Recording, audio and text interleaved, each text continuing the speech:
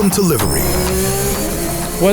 What do you see as the correlation between sim racing and real life and the differences? I'm just curious from your take. Okay, yeah. I mean, first, like if we use Lincoln as an example, kind of going back to that part of the conversation, what we're talking about there is, I think there is just a certain amount of natural talent that has to happen to be fast in anything. And the talent has to be there, but it also is not going to show itself without a certain amount of work. So, for example, I mean, again, I've seen Lincoln come through and be first really good at sims and then put the work in karts and be really good in karts. And now he's just starting to get through that journey with cars as well. So, right. It's like now you're going through into kind of this third cycle of there is natural ability, that's for sure. But there's, again, that ratio of like 99.9% of people. There's one person that I've ever worked with in my career or seen in my career that has just been on it out of the box. But all the other situations, like 99.9% of the time, you've got to match talent with experience. Who's the one? Would we know?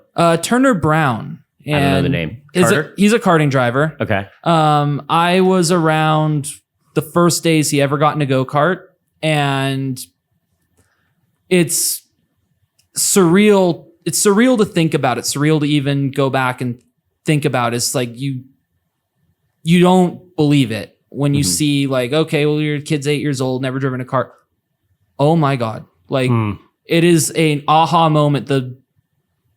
When you have a driver like that, it's literally Max Verstappen level of things of like they're on it. They're so good. It's perfect. Yeah. And since then, the kid has gone to compete in the Super Nationals 3 times in 3 different classes: Mini Swift, KA Junior, X30 Junior. He's been still a junior. He is still a junior. He's 3 for 3. He's won all 3 of his Super Nats ever. Wow. He's been there 3 times. So for the rest of us out there that aren't freaks, it's all hard work, right? Yeah, I mean, I believe so. I think that's something that we really try to instill with our customers, and when we're bringing drivers in on our development program too, is it's really easy to get discouraged early on and think, oh, okay, well, I've been at this for a couple months now, and I want to be fast, and I'm getting better, but these guys are so much better than me, and it's a process, and you can't rush it. But another really important aspect of that is you can't, or you shouldn't, in my opinion, try to compare your path to others. You can compare to others on the track and you want to be better than them, and you want peer to peer when it counts on a race, you want to beat them. That's where you compare yourself. But trying to look at someone's progression, trying to look at where someone's hitting their marks, how they're getting better, really isn't conducive to your own success. You really should be focusing inward. You really should be trying to find where you can improve, how you can be better, as opposed to trying to chase someone else's success. You can, if you turn it around, actually, it's quite the opposite. Really what we try to instill is using others not as something to kind of chase or think, oh, I'm falling behind, but everyone comes back and circles in on each other. We're all comparing in a positive way, like, oh, well, this is what so-and-so's doing. This is like group data. I'm sure you're no stranger to data, video review, but it has to be done in a positive way. You can't be frustrated about it, or it just becomes a really, really counterproductive process. At what point in the process, when you have a brand new driver, do you introduce setup changes? Because there's so much time in it. You know, like at a certain point, I know for myself, it's like I put in lap after lap, hundreds of laps. And then it's like, all right, I need to start chasing the mechanical grip through setup. And that was like a whole different level. So it's really, there's no 2 situations. And that's like the first thing that I will always instill immediately is I have never coached this person before. We are starting fresh. I have no idea where we're going to end up. I don't know what we're getting into. I don't know where we're going with this. A lot of times too, and I guess I'm speaking more from the example of bringing new people into the sport. That's really the core of where our driver development program starts. The majority of our customers started racing with us. So that's really where we specialize, and really where our core team and our core product is bringing people up quickly from there in a positive way. Yeah. But as far as when you kind of start going down the rabbit hole, when you start doing this, and this, I've developed over the years kind of just not even a checklist, just kind of a feeling or an idea of, okay, how are we looking on track? What are we hitting? Where are we at? Because normally where we'll start, like I'll use a 12 to 15-year-old driver as an example. That's our most popular age range for sure. You start with them, they'll come out, they'll try a track day. We haven't invested in any equipment. They don't own anything. They're trying it out. We want to see if this is for you. As you know from karting yourself, it's not a cheap barrier to entry, even for four-cycle or entry-level racing. It's the cheapest of the most expensive thing. Oh, absolutely. Yeah, it is the cheapest of the most expensive thing that you can do. Yeah. The most expensive thing does not get cheaper than this. Yeah. And so we really try to make it where we can lower that barrier to entry as much as possible. $350. Come out, drive for a day. You've got a cart, you've got gear, you've got mechanics, you got a pit space. And could it be done for cheaper? Yeah, probably. You can go. I don't think so. Not from a value standpoint. Not like for what you offer. And that's really where we try to focus as well, is like there are corners to be cut. We don't cut corners here. Mm-hmm. We can. You can go find places. You can go find ways to make this cheaper, to go try it out. You can probably find a way to get on track for $100 for your first day. Yeah. That's not what we do here. Mm-hmm. If you could just sort of tell the generic quintessential 12 to 15-year-old new driver with no experience, how do they show up the best to get the most out of your coaching? Like mentality, whatever. Yeah, I mean, really, and when we start to have that conversation is after day one. Day one is like, have fun, see if it's for you. Like, nothing should be accomplished beyond day one. From day one beyond, do we want to continue the conversation? Do you like this? Do you like me? Like, how do we want to continue this? If we do, then we get the equipment, we do the buy-in. Now you're on board, and now it's okay. Exactly as you said.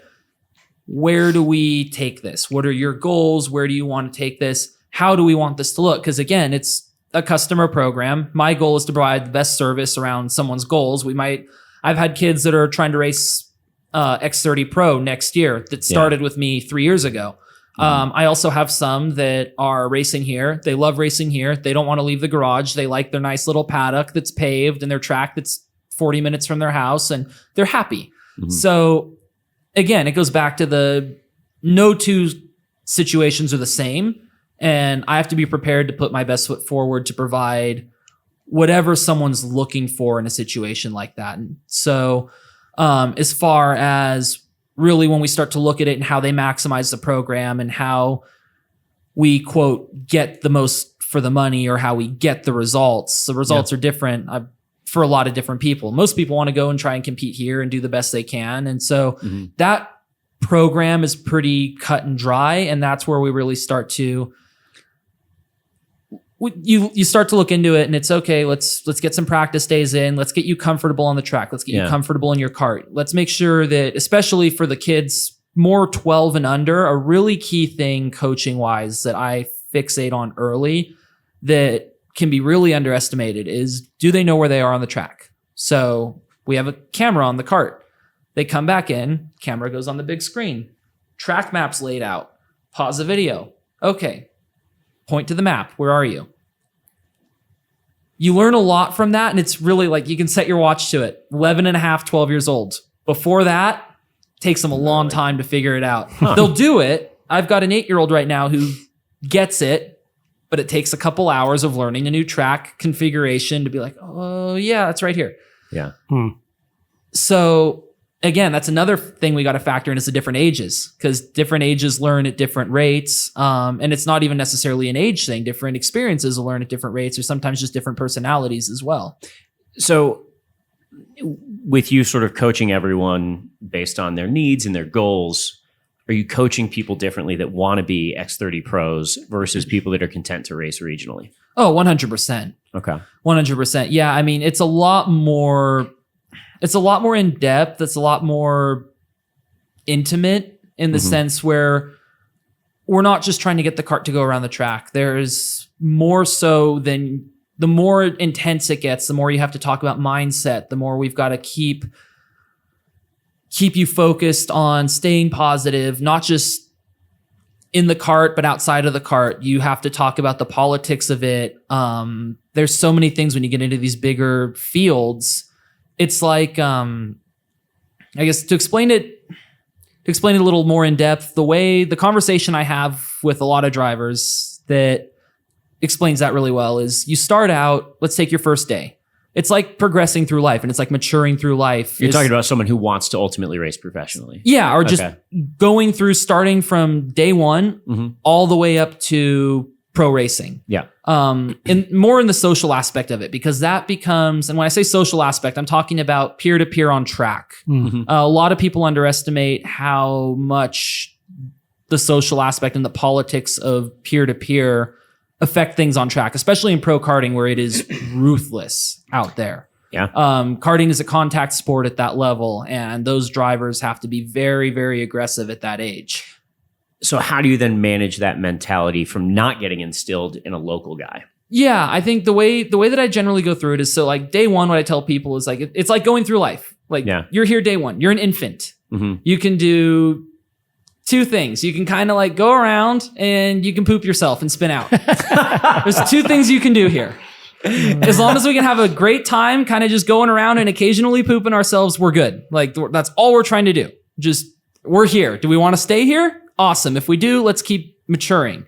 You get a few track days in, now you get your own kart and you're kind of figuring things out. And now we're a toddler. Like, we've got a little more of a grasp of what's going on. We're starting to understand the world around us. We know the track. Like, things are starting to make a little more sense. Yeah. We can also stick our fingers in a light socket. Yeah. Like, now we can really get into trouble. Now there's barriers. Now we're picking up some speed. So like now you're starting to get into trouble. And so you've got to, and as a coach or a parent in this case, you almost got to kind of meter that and make sure that you're providing the individual with the skills to hopefully stay out of trouble, but also teach them, like, don't stick your finger in the light socket. This is bad. And as they get older or more matured, they'll understand why that is too. Then you go for your first race. It's your first day of kindergarten. There are other people now, and you get to deal with them, and they get to deal with you. And that is a two-way street. And going back to Lincoln, he was a really fun example because early on he didn't care, if you can believe it. Doesn't sound like him at all. He would go for moves on slower karts that were so high risk, 3 wide into this turn. Like, there's no consequences. Like, we're going out there, we're having fun. This is crazy. I'm super fast. I'm having a great time. I can pull all these crazy passes. And then we had our first pretty gnarly wreck where we hurt our ribs and we hit a stopped car. And now we're kind of getting like, maybe you're getting bullied a little bit. Maybe you fell and skinned your knee on the playground. Like, we're getting older and we're having these experiences. And just like in life, it's maturing people. They're finding out, oh, well, like, I skinned my knee. I got to get back up. I got to get back out there, or that guy's kind of a bully. I don't really want to stand up to that. And I like, oh, well, maybe I was kind of being a bit of a bully and I got pushed back. Like, you have these social situations and it matures and it gets more intense and it gets older. It's just like going through kindergarten, middle school, high school, college, even. Things get, like, now there's more politics. It gets more intricate. So-and-so likes this person, not that person, blah, blah, blah. There's teammates, there's this and that. And so that really... Don't you think being a bully, though, is a learned behavior from the parents? No comment. I'm not touching that one. I know you're talking about maybe some experiences in sim racing that you've had. But no, in all honesty, there is, I think, a weird... It's something that needs to be navigated with regional, local racing, where not everyone is trying to be the best of the best of the best. And a lot of people are on used equipment. A lot of people are, trying to go to work on Sunday, trying to nurse a set of tires. Or, for me, having raced in Masters and then racing my last race in seniors, like it's fairly profound how much more aggressive the drivers are, like mid corner. And like, I realized that because I had drivers can like thank me after the race for being like, oh, don't shove me on. Thanks for not, running me wide. And it's like, it wouldn't even occur to me, because I think in Masters, it's a little bit more low key, because obviously, I think it's a different mentality where it's like, you know what? Like, if I'm faster than you, I should be good enough to pass you cleanly, before the middle of the corner, right? Like do it under braking, do it on a straightaway, do it around the outside, like versus seniors where, you know, you have aspirational people mixed. Well, honestly, I feel like everyone is actually pretty aspirational at that age, you know, where they're more aggressive. And it's like in pro racing, everyone is that way, which makes it awesome to watch. But it becomes more complicated in regional racing when you have people. I mean, what's the delta from pole to last place? I bet it's like 3 seconds. Well, I think that's really a cool thing about that's a great thing about the club out here, but really just club racing in general too. When it's done right, is you have something for everyone, and there should be different classes for everyone, and that's our series does for the most part a really really good job with that in the sense where there's Master 4 Cycle where all the guys that got to go to work on Monday, and like you said, we're passing cleanly, we're leaving room. Yeah. It's gentleman club level racing. Yeah. You go the age group down, the 15 and up group. And yeah, you've got a lot more kids that are trying to go places that want to do stuff. They're in their first year or so too. So they're probably not the smartest or sharpest tools in the shed either. They're working on it. They're honing their skills. It's not their money. It's not their money. That's huge. Yeah. There's a lot of different aspects, but then you scale it up beyond that too, of like, you've got faster, higher classes at the club level where, I mean, Mike Beanie and I are fighting for a championship right now as two manufacturer representing drivers, both representing shops. In the shifter class. Yeah, and in the fastest, gnarliest karts that you can race anywhere. Yeah. And there's a good club scene for it out here, and it's led by a couple of really fast guys, and it's got a really stout field. More than a couple. And that class is stacked. I mean, it's getting really impressive. It's great to see it on the up and up. I mean, there's 6 drivers in that grid that could win races, that have won races in the last couple of years, and that are all separated by less than a tenth of a second in these races. I mean, it is less than a tenth of a second. Are you still limited to one set of tires per race or per race weekend? You are.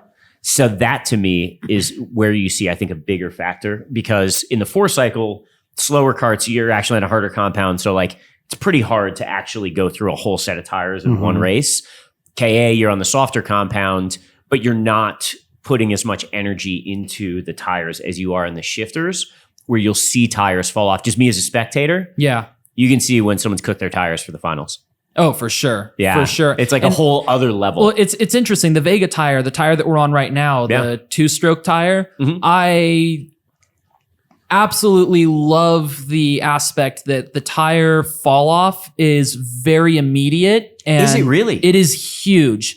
And you like that? Well, I like tire management. That's really my style, and my way of driving is very car management oriented. I've always that's why I love endurance racing, is I really love the idea of having to preserve the car, having to keep something there for the end, not being able to just go full flat out immediately and just pound as fast as you can constantly. I really like the idea of having to factor in the car, having to manage, having to present a bigger picture, have a longer game in mind. Yeah. The last 10 laps of the final. What's great about this tire is, especially with our junior 100cc drivers and the drivers that are on our junior 2-cycle program, is that the same tire for juniors? It is, right? It is. Yeah. All the 2-strokes are on the same tire. Okay. We've had it is a struggle for some of these kids right now, and they're having to learn what I'm telling them is a really valuable skill right now early in their careers is you can go punish this tire. You can go slide it around. You can overcharge it. You can dig it in. You can overheat the surface. Heat race 1, you're fine. You might even be a little faster if you do it right. Yeah. It punishes you in the main. Yeah. That tire will fall off faster if you abuse it in the first 10 to 15 laps. That's interesting. So if you give it like a more aggressive initial heat cycle. Yeah. And you always see it. I mean, even in the shifter, like because one of the interesting things they do with the grid here at the club level is it's P-pick and it's inverted. So let's say if I start on the front row for one heat race, I'm starting on the back row for the next heat race. Does that work well for shifters, for the faster karts as well? I think so. I think it comes down to it's a level of respect thing, and it's a level of the kind of thing where you need to make sure that the right people are in the right class, which is another thing we can talk about. But and P-pick is like just a lottery, random draw. Yeah, okay. Lottery, and then they invert it after that. Got it. So I can start on the front row, walk away, get a great easy heat race win. Start at the back, and then have to work my way through. And the point I was making with the tires is I'll get to a certain point. I'll think in my head, okay, fifth is good. This is good points. I'm starting on the front 2 rows for the main. If I finish here, I can roach my tires and get another point and maybe go up a spot to start. Or I can sit here and just make sure I've got really, really good tires for the main. That is a legitimate factor in this style of racing, which I absolutely love. Well, Vega's where it's at, right? As far as tires go. I mean, that's what I run on my one wheel. Yeah, it is a real. They're a reputable brand. They've been around for a long time, and it's a spec tire that they run out here at the moment. So is Vega? What are they? Are they MG? No, they're their own thing. Oh, Ivinco is MG, right? Okay, and that's the Scusa tire, and then Levanto is the Rock tire that they run at Sonoma and all the Rock national stuff. Got it. So let's come back to this. Yes, we need an introduction. Okay. Hi, I'm James. Okay, moving on. You weren't kidding. This is pretty informal. Yeah. Oh yeah. Do you want to start recording? Oh yeah. We got to record. Tell everyone who you are, Ayrton. Yeah. So my name's Ayrton Littel. I'm a jack of all trades and a problem solver, or depending on who you are, I might be a problem causer. Ah. And give us the spiel on Scuderia Littel. Yeah. So, Scuderia Littel is a customer go-kart racing team. It's existed for about 5 years. My dad and I started it at the end of 2019. Since then, it's grown steadily. We're the largest customer racing team for go-karts in Utah right now. We offer a full range of karting services, all the way from, as you've kind of heard, full driver development. We can get people sourced with karts, get them good equipment, give them the tools they need to succeed as early as possible, also with coaching, with everything as well. But it's really just a comprehensive racing shop. It's Riot for cars, or Riot for go-karts, basically is the idea. You guys run a national level shop. Like, it's so impressive what you do. I mean, it feels like a factory location. That was really my goal with it, is Utah's had some top-notch operations through the years, but really I came into the game as a team principal and trying to run a business out here at a time when karting was really at a low. That was when, what was the prior organization? Was that 2018? When the Utah Karting Championship left and UMCKC started? Wasn't that same time period? There was a gap year. 2019 was a gap year for club racing. Year? Okay. And we went coming out of a gap year for club racing, no racing, starting a business with that, going right into COVID. Right. So the first 14 months of us existing, there wasn't even a go-kart race in Utah. Yeah. You existed in name only? Pretty much, yeah. And I mean, like, we were kind of trying to figure out how we want to do it. I had a couple, really lucky early on, having a couple people who believed in me, had worked with me in the past. Perry Needham, who was Perry. My first customer with this in its modern era. He and I have a long history and go way back, but I pitched it to him. I told him what I wanted to do. I almost couldn't finish my sentence. He was in immediately, bought the first GFC that was ever in Utah and started racing it with me. And you have factory support from GFC, which is the only or the best American kart manufacturer? So, well, that's a matter of, what I'm going to, say it's the best, objectively, I think their results show that they're obviously the best statistically, American. we're very good. Yes. But going back to the whole thing with where you mentioned like the national level or the European style of service that we are often referred to as well is, I really wanted to come in and I wanted to do something that didn't exist at the time and really hadn't existed for a while. Is you've got some great options out here for support. You've got great shops. You've got people who are willing to either just lend you their time or do individual coaching. There's plenty of options. I wanted to fill a gap that I really saw where there were no options of providing something that is complete, providing something that from start to finish gets you what you need to be competitive and win races, and that does it in a way where it's the white glove, pinkies out service that you see at a lot of these high caliber places, either 100%. In Europe or even some of the tracks in North America that are really well proven. So I come from that background, being with a lot of the driving history that I have, with a lot of the places that I've worked, both as a mechanic, as a driver coach, as an engineer. And I really wanted to take all these experiences I've had wearing different hats in teams and compile it, bring a few people in and make it a core program that could be there for the dads from Park City whose kids really want to, like, they watch Drive to Survive. They want to go be F1 drivers. They want to do all this fun stuff. Yeah. But the dads have no idea what they're doing. You've seen it firsthand. You've experienced how hands-on karting has to be, especially at the grassroots level. Yeah. It's not something that a single mom generally, or a lot of people who are not mechanically well-versed can just hop into the sport and be successful. Yes, but the level of support that you get, and I think UMC is special, but not overly unique in that there are so many people that are there to help you. Yeah. Right? Like, you can know very little about karts. And to be honest, I didn't know much about karts when I started. And it was just this community of people. I felt like I could walk up to anyone and be like, hey, what's going on here? And they'd be like, your exhaust is missing. That's what's happening. Right? There is support to learn that for sure. Oh, 100%. And don't get me wrong. It's like, especially the paddock here, but karting in general is incredibly supportive and people are super open and there is a fantastic opportunity for people who want to work on their own stuff and can work on their own stuff. Do you think it makes you a better driver if you spend some time wrenching on your own stuff? I do. Yeah. I do. And that's why a lot of our guys that are really into it, like Lincoln works in our shop, he works in your shop. I've got a couple other kids now who are really starting to get more developed, who come in and do some intern work as well. And I believe that that's important. I believe that it plays a huge role in the success that I've had. And so I try to instill that as well. Do those aspirational drivers like Lincoln, are they at a point where they're doing coaching for younger drivers, or is that something that you sort of leave to the Brunos, to yourself? No, I honestly, and this is something that this year has really matured our team in a lot of ways, in the sense where when we started, and again, going back to that service, we started with a lot of people that are new to the sport. The majority of our customers were new to the sport. I think I have 3 or 4 drivers that are with us right now as a whole that existed in the sport before my team that came here. But that white glove service of the people that, again, maybe either can't or don't want to do that.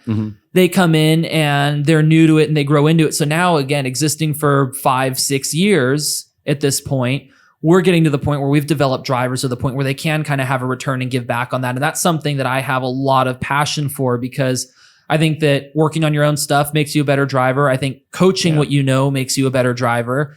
And I think that it provides a better environment too, to the fact that at the end of the day, we're a team. It's a business and I'm providing a service, but this is racing and this is a racing team. Do you have a secret handshake? Maybe. I don't know if we can show that here. It's a secret. I can show you, but I'd have to kill you. Okay. All right. We have to turn the cameras off. Yeah, my shop manager and I, when, like I said, we get in the shop and we're hanging out. There's downtime between carts. We develop all sorts of. We don't want to know what happens. Don't worry about it. In a garage? That's so weird. I've never heard of that. Shop talk is a crazy thing. I know, right? So you started initially karting at a very young age because your father is an avid Formula One fan. Is that? Yeah, hence the name. The short version? Right. You're named after Ayrton one of the best Formula One drivers of all time. Oh, that's where that's from. Okay. Oh, just putting it together, Michael. Okay. Slow off the track too. Yeah. But is that kind of the person? Is it your father? Yeah, for sure. I mean, I'm really lucky where growing up, my dad and I have always been close. I mean, even up to this day where we run this thing together, and not going to say it couldn't exist without him, but it'd be a hell of a lot harder. And he's had my back from day one through the start of this thing, and has solved problems left and right, and has always made sure that the fires are put out, and has really made it possible. So I've been super fortunate to have that up to this day. But even early on, he always wanted to kart growing up. He was not that wasn't available to him with his upbringing, and it wasn't an accessible thing. So really, in the late 90s, he kind of saw it as a now or never opportunity, jumped into it kind of like you did, just Didn't know anything, had no clue, figured I don't have Really? time for this. I'm getting a shifter kart. But he was always a Formula One fan, right? Oh, always. Like lifelong. Yeah. And Yeah. well, and because he grew up in Mexico City, was born in Mexico City, grew up in Guadalajara, didn't move Okay. to the States until he was in college. Yeah. And he grew up watching Trans Am because Trans Am would come to Mexico. He saw those cars live. Awesome. And this would have been what, 80s, 80s? It would have been late 60s, early 70s. Oh, really? Yeah. Okay. I don't know. I sort of come into Trans Am fandom in like late 80s. Yeah, So I no, probably don't these know are a the lot of old it. school, the Mustangs, the Camaros. Yeah, they had Penske was running the Javelins. Wow. And it's fun because we always made a tradition of going to the Monterey Historics. And I grew up watching that. Was I talking about this with you? This week, yeah. Yes, we were texting about this. Little weren't we? bit, yeah. Yes, right. Yeah. Because I was just in Monterey the week before it happened. Yeah, but no, we would always go to I got to see the cars that he watched growing up, and then that was always a really cool part of like vintage racing was a large part of the car culture for me growing up. Cool. Which was always really cool seeing those cars and having that connection with him too, and being able to come full circle with that. I feel like a lot of my initial experiences in racing, a lot of my initial experiences in motorsports were really a full circle thing for him that he got to enjoy, and that was really his prime of it. Was he never had aspirations of pro. He got into it as a master's driver and enjoyed it at the club level. And really at about the time when I left Kid Karts and I got into the cadet frame and started competing in that regionally, that was when he decided it's too much work. I'm putting my stuff away. It keeps breaking. It's frustrating. Like, Yeah. he always says we created the thing that we never had access to, that didn't exist for us. And so much of the frustration we had back then of, again, going back to like, you can do it on your own. I started out of a pickup truck. Even when I was out here, I started out of a pickup truck. Not that with a trailer. T100. And Not that T100. Is that the truck? the 85. Yeah. And we'll get to that thing. But Wait, that's not even a T100. Is it just called the truck? It's a Toyota pickup. Yes, it's just called An the pickup. 85 That was the Toyota name pickup. of it. Yeah. That was my dad's second car ever, Really? and he drove it off the lot and paid $6,100 for it. It didn't come with a passenger mirror or carpets. Nice. That's amazing. Have you seen this thing? Yeah. It looks like he rolled the fenders with a rock. It is an everlasting work in progress. He's it's like Toyota van, right? Where it was the same thing. Like Yes. it was just a van. Yeah. It was no just, name. just a truck. Yep. I Just a van. love that truck. I have aspirations of it coming back. One of these days, especially now that I actually I could pull this off with the support I have at GFC. Yeah. I want to roll up with a shifter cart on a slack top on that truck to Supernats and just be that guy. In place. I would do that one of these That's days. so cool that like something from your past, something from his past is still a part of the business. Yeah, that thing, it's not going anywhere. It's going to be around. I don't know. How many miles? 300 something at this point. It's finally getting a new engine. Does it have what is it, 22R or whatever it's called? It RE? does. Okay. It does, yeah. And now we're LS swap. well, not quite. It's not all the drivetrain's not original now. Because now it's at the point where the thing's just a hot rod. It served every other purpose we could have ever put it through. Do you weld the diff? We didn't weld the diff. It's actually got a Silica Supra limited slip in it. It's got a Silica Supra 5-speed in it right now. And then we've got I don't know I should know the specs on it. I don't. I know it's not bored out, but it's Lopi cams, higher compression. Yeah, he had an engine built up for it that's going to be, it should be pretty impressive. That's so more great. than that thing needs. So it's a hot rod now. It's like in its final stage of everything it's ever been. It's been a dunes truck. It's been a work truck. That's, I grew up with that thing. So you ultimately started the business because something didn't exist that you and your father both wanted. Yeah, I think it was, ultimately it's a passion thing. Mm-hmm. I love driving.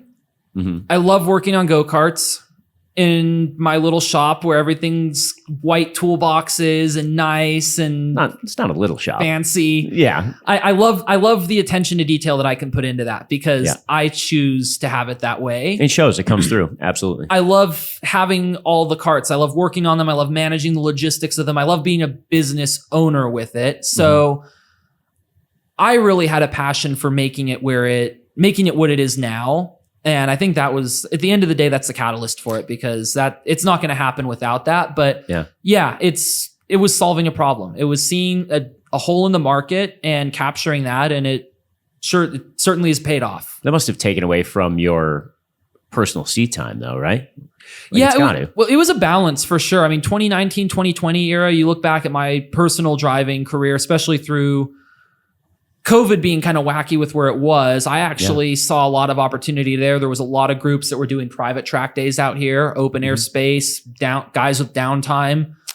Private coaching blew up the summer of 2020. I was doing that about May or so, once everything calmed down a little bit after COVID. So it was March when I think things really Yeah. I think the first NASA race that was sanctioned here was in May. Pretty limited, but that was when the championship started. I was racing Spec Z still when that was a pretty popular class, was really competitive in that. Coaching pretty much every weekend that we weren't on track here in supercars on the big track. Wow. So I was really focused on that. Karting was really a side thing. I mean, we started with a 500 square foot single unit, and I had 3 go-karts in there. So I could show up 2 days before a race, go through everything, and we were ready to go. And it was just me, and it was a side hustle. Yeah. 2021 rolls around. The shop has expanded a little bit. Now I've got a 2-bay. I've got some people coming in and helping me. It's taking a lot more of my time, but I'm still, at this point, I'm factory driver with GFC on the single speed program. I'm coaching some of their drivers. So I'm living in Sonoma part-time. I'm working out there at that track part-time in addition to having the team here, but it's still a back and forth balance. I've still got other obligations. I'm still seeing through my factory ride there. I'm still driving the Nissan out here. There's a lot that's going on for me as a driver. And going into 2022 was really when my dad and I kind of sat down and I looked at it. I'm like, I can always drive. Like I can find things. Right now is kind of a low. I'm not going to be racing karts pro full-time next year. That opportunity's not there. The Nissan, we've kind of done all there is to do there. I don't know if I want to trying to do this sport and not pay for it is a rough road. Yeah. And that's the kind of thing where we certainly reached the extent of what personal funding can put into this, because I'm unfortunately not in a position to where that's going to take me very far, but I also, it's forced me to solve a lot of problems, which I've really enjoyed. Yeah. So looking at it, I saw that the community was only going up and up. I saw that with 1,200 square feet now, we've done great. We've got a dozen karts. It's working really, really well. And the opportunity came up to have the facility that we do now. So we laid it all out on the table, thought about it, thought, all right, I'm taking a break. I'm going all in. I want to run a race team. I want to be a team principal. I want to grow this. If we build it, they'll come. Let's go all in and see what we can get. And since then, really up until the start of this year, 2022, 2023, I took a break. I wasn't doing much driving. I think I did 5 races, including car and karts in 2022. I just focused on the business. I stepped in where I needed to. And I didn't do any club racing out here. I just kind of let everything do its thing. Towards the end of 2023 and going into this year is really when I started to get back, and I am chasing my own driving a lot more now. Okay. So you have done, I know you did at least one pro race. Was it a Scuderia race? Yeah. The shifter one. In 2023, I did the pro tour out here. No. Where did you travel to? I did Vegas last year as well. Is that what it was? Okay. Yes. Yeah. So I remember not knowing you were there and watching Kart Chaser. Yeah. And you were running in the top 10 in the shifter class. Yeah. And I was like, ooh. That was good publicity for us. Yeah. I exceeded my own expectations there briefly. So how'd you get hooked up with GFC? Yeah, that's actually a really fun story. And it is a small world, man. So, going back to 2019, when I kind of started what I was doing here and I got my garage, I was working for another group that karts out here, kind of helping to manage their program, giving it a landing place. We were all working together, and it was a really nice, mutually beneficial opportunity for all of us. You know, it's not to derail, just 20 seconds. One of the things that's great about out here is there are multiple teams that run karting operations, all very different vibes, which is like great because no matter what you're walking into, you can find your vibe. Whether it's super low key or super white glove or somewhere in the middle. Like, I love the culture there because you're 100% right. Yeah, and I think it's unique. And people find it. I've had people leave us and go somewhere else. Totally. Oh, I've seen it with. I've had people come over to us from other places. Absolutely. it's really important that that exists, especially at the club level. And I always support that. I love the fact that we have that here. The rising tide Floats all boats. That's it. Kenny phrase. Is that one of Kenny's? Did he invent that? That's who. Did he invent it? Yeah. I don't know if he invented it. He saw it like 2 a.m. on YouTube somewhere. Yeah. Right. But anyway, so you are, GFC 2019. So, long story short, there were some disagreements on how things should be, kind of what the future looked like for that program. I ended up kind of falling out of that and losing what was initially going to be my first Supernats ride. That was an unfortunate circumstance. Still went down there, wanted to network, wanted to kind of see what's next. Because again, I'm still at this point in the very infancies of, well, I thought I was going to create a thing here. The people that I was doing it with didn't see that, parted ways. I have an opportunity to make this what I want to make it now. What does that look like? So I talked to a few different people. I kind of pitched it to some manufacturers. A couple of them didn't really get back. Another one wanted it, but not a good fit. Yeah, I mean, it's just the right things happen. Case in point, I went down there with my mom, who's also been amazingly supportive through my entire career with this, and I'm really close with my parents, and really close with my parents through all of my career doing this. I think she's the head of hospitality and catering for Scuderia Littel, right? Yeah, she's the PR. The PR. And PR. Does it all. Yep. Yeah. Professional yapper.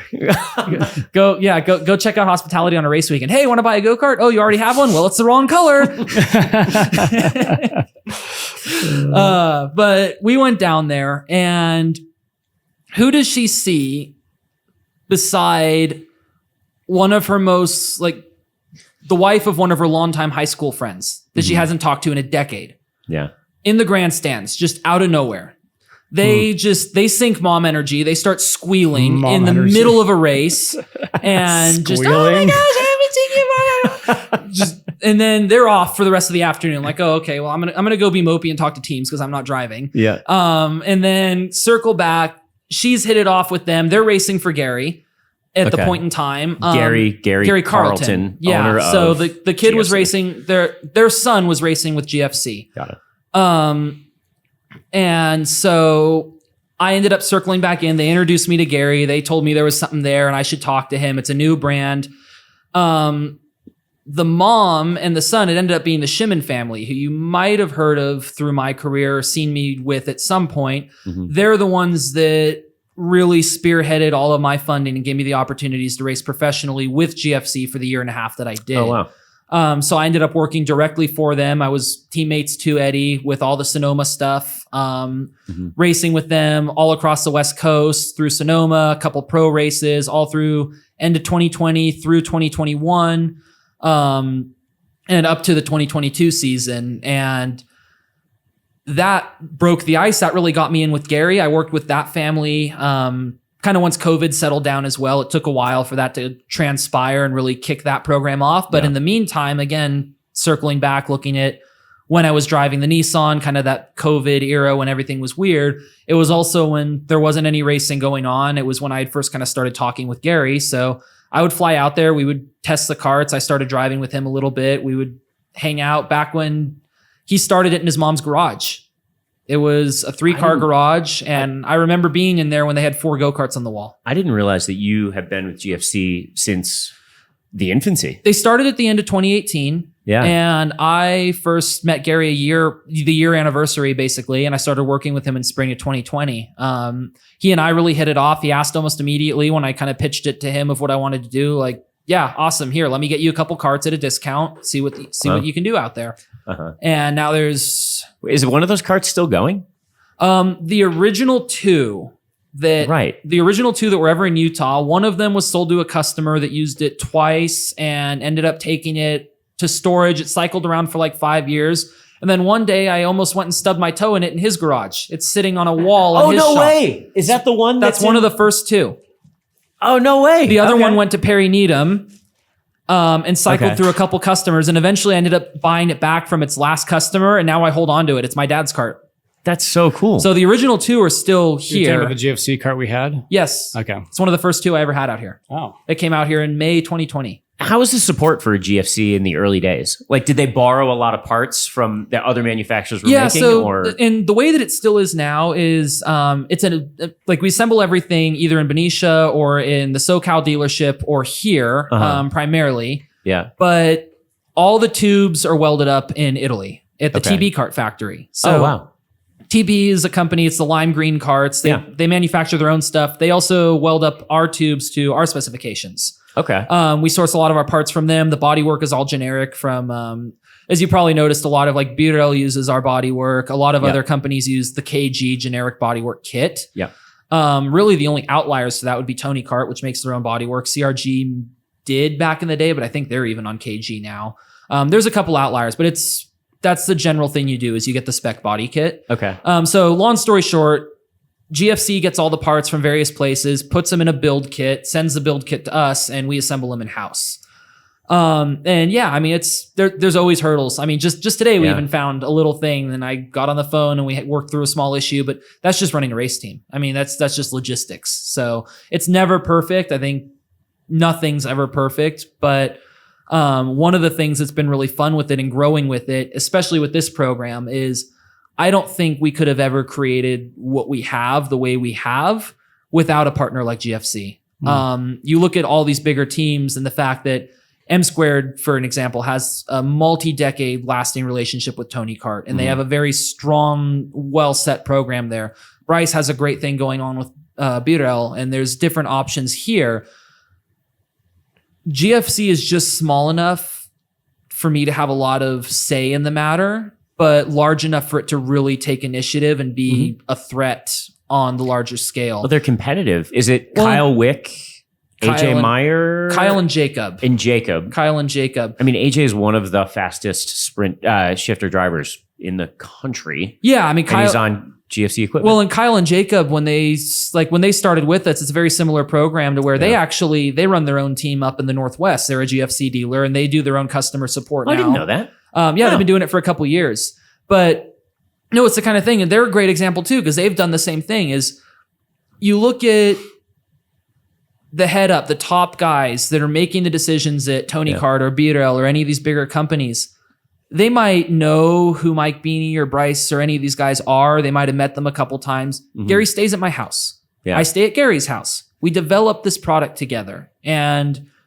that close relationship has played such a huge effect in creating what we have here. And hopefully that's something that I've reciprocated to GFC. It certainly seems that has just flourished and we've really been able to have a nice mutually beneficial relationship there. But I can only hope that it's done for Gary what it has for me and for our program, because it's been a match made in heaven. I don't ever think we would have worked as well as we have here without bringing a new product in that has been as successful as it's been on so many different fronts, not even just in Utah. And it's because of your director of PR.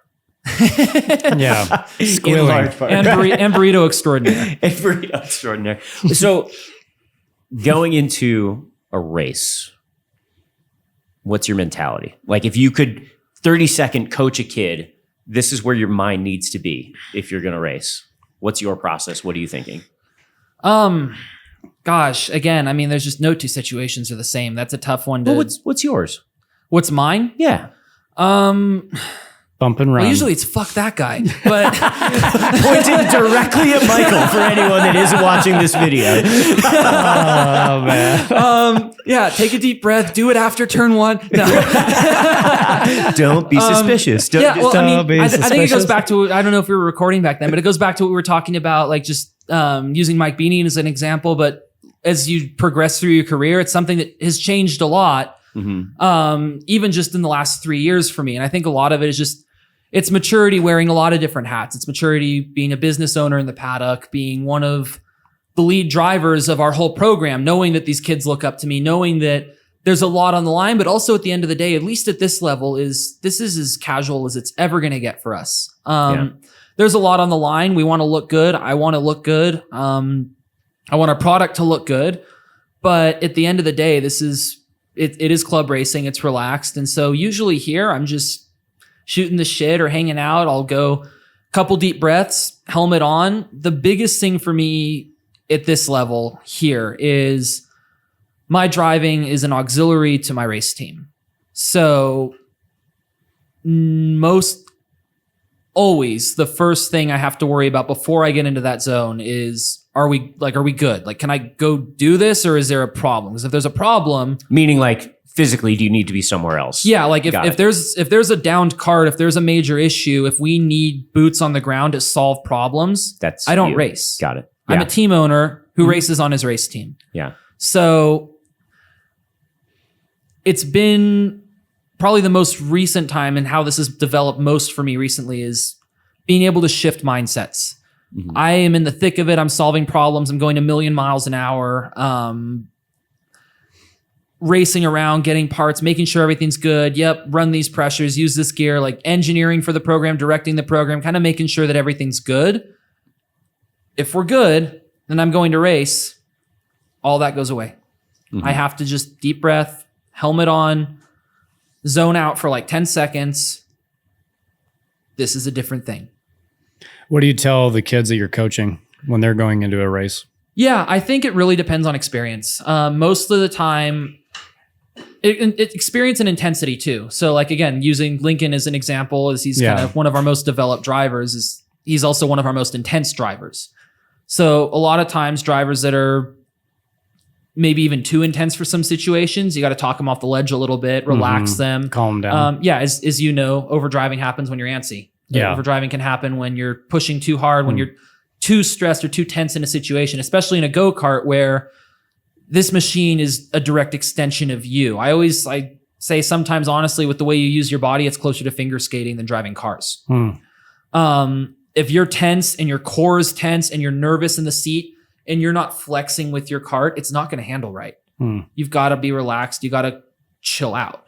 So it depends, right? Like if there's a tense situation or someone's just got to chill, I'll calm them down. I'll ease. I'll go into it with a really soft voice. We're chill. We're hanging out. We're whatever situation that we're in, but we're going to get through it this way and this way and this way. And we're going to make it happen. And we're great.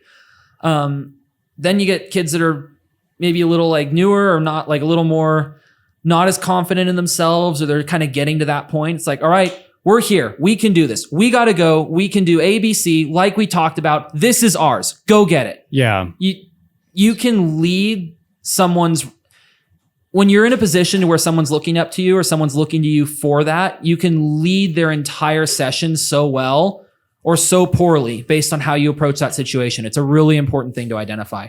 Gotcha.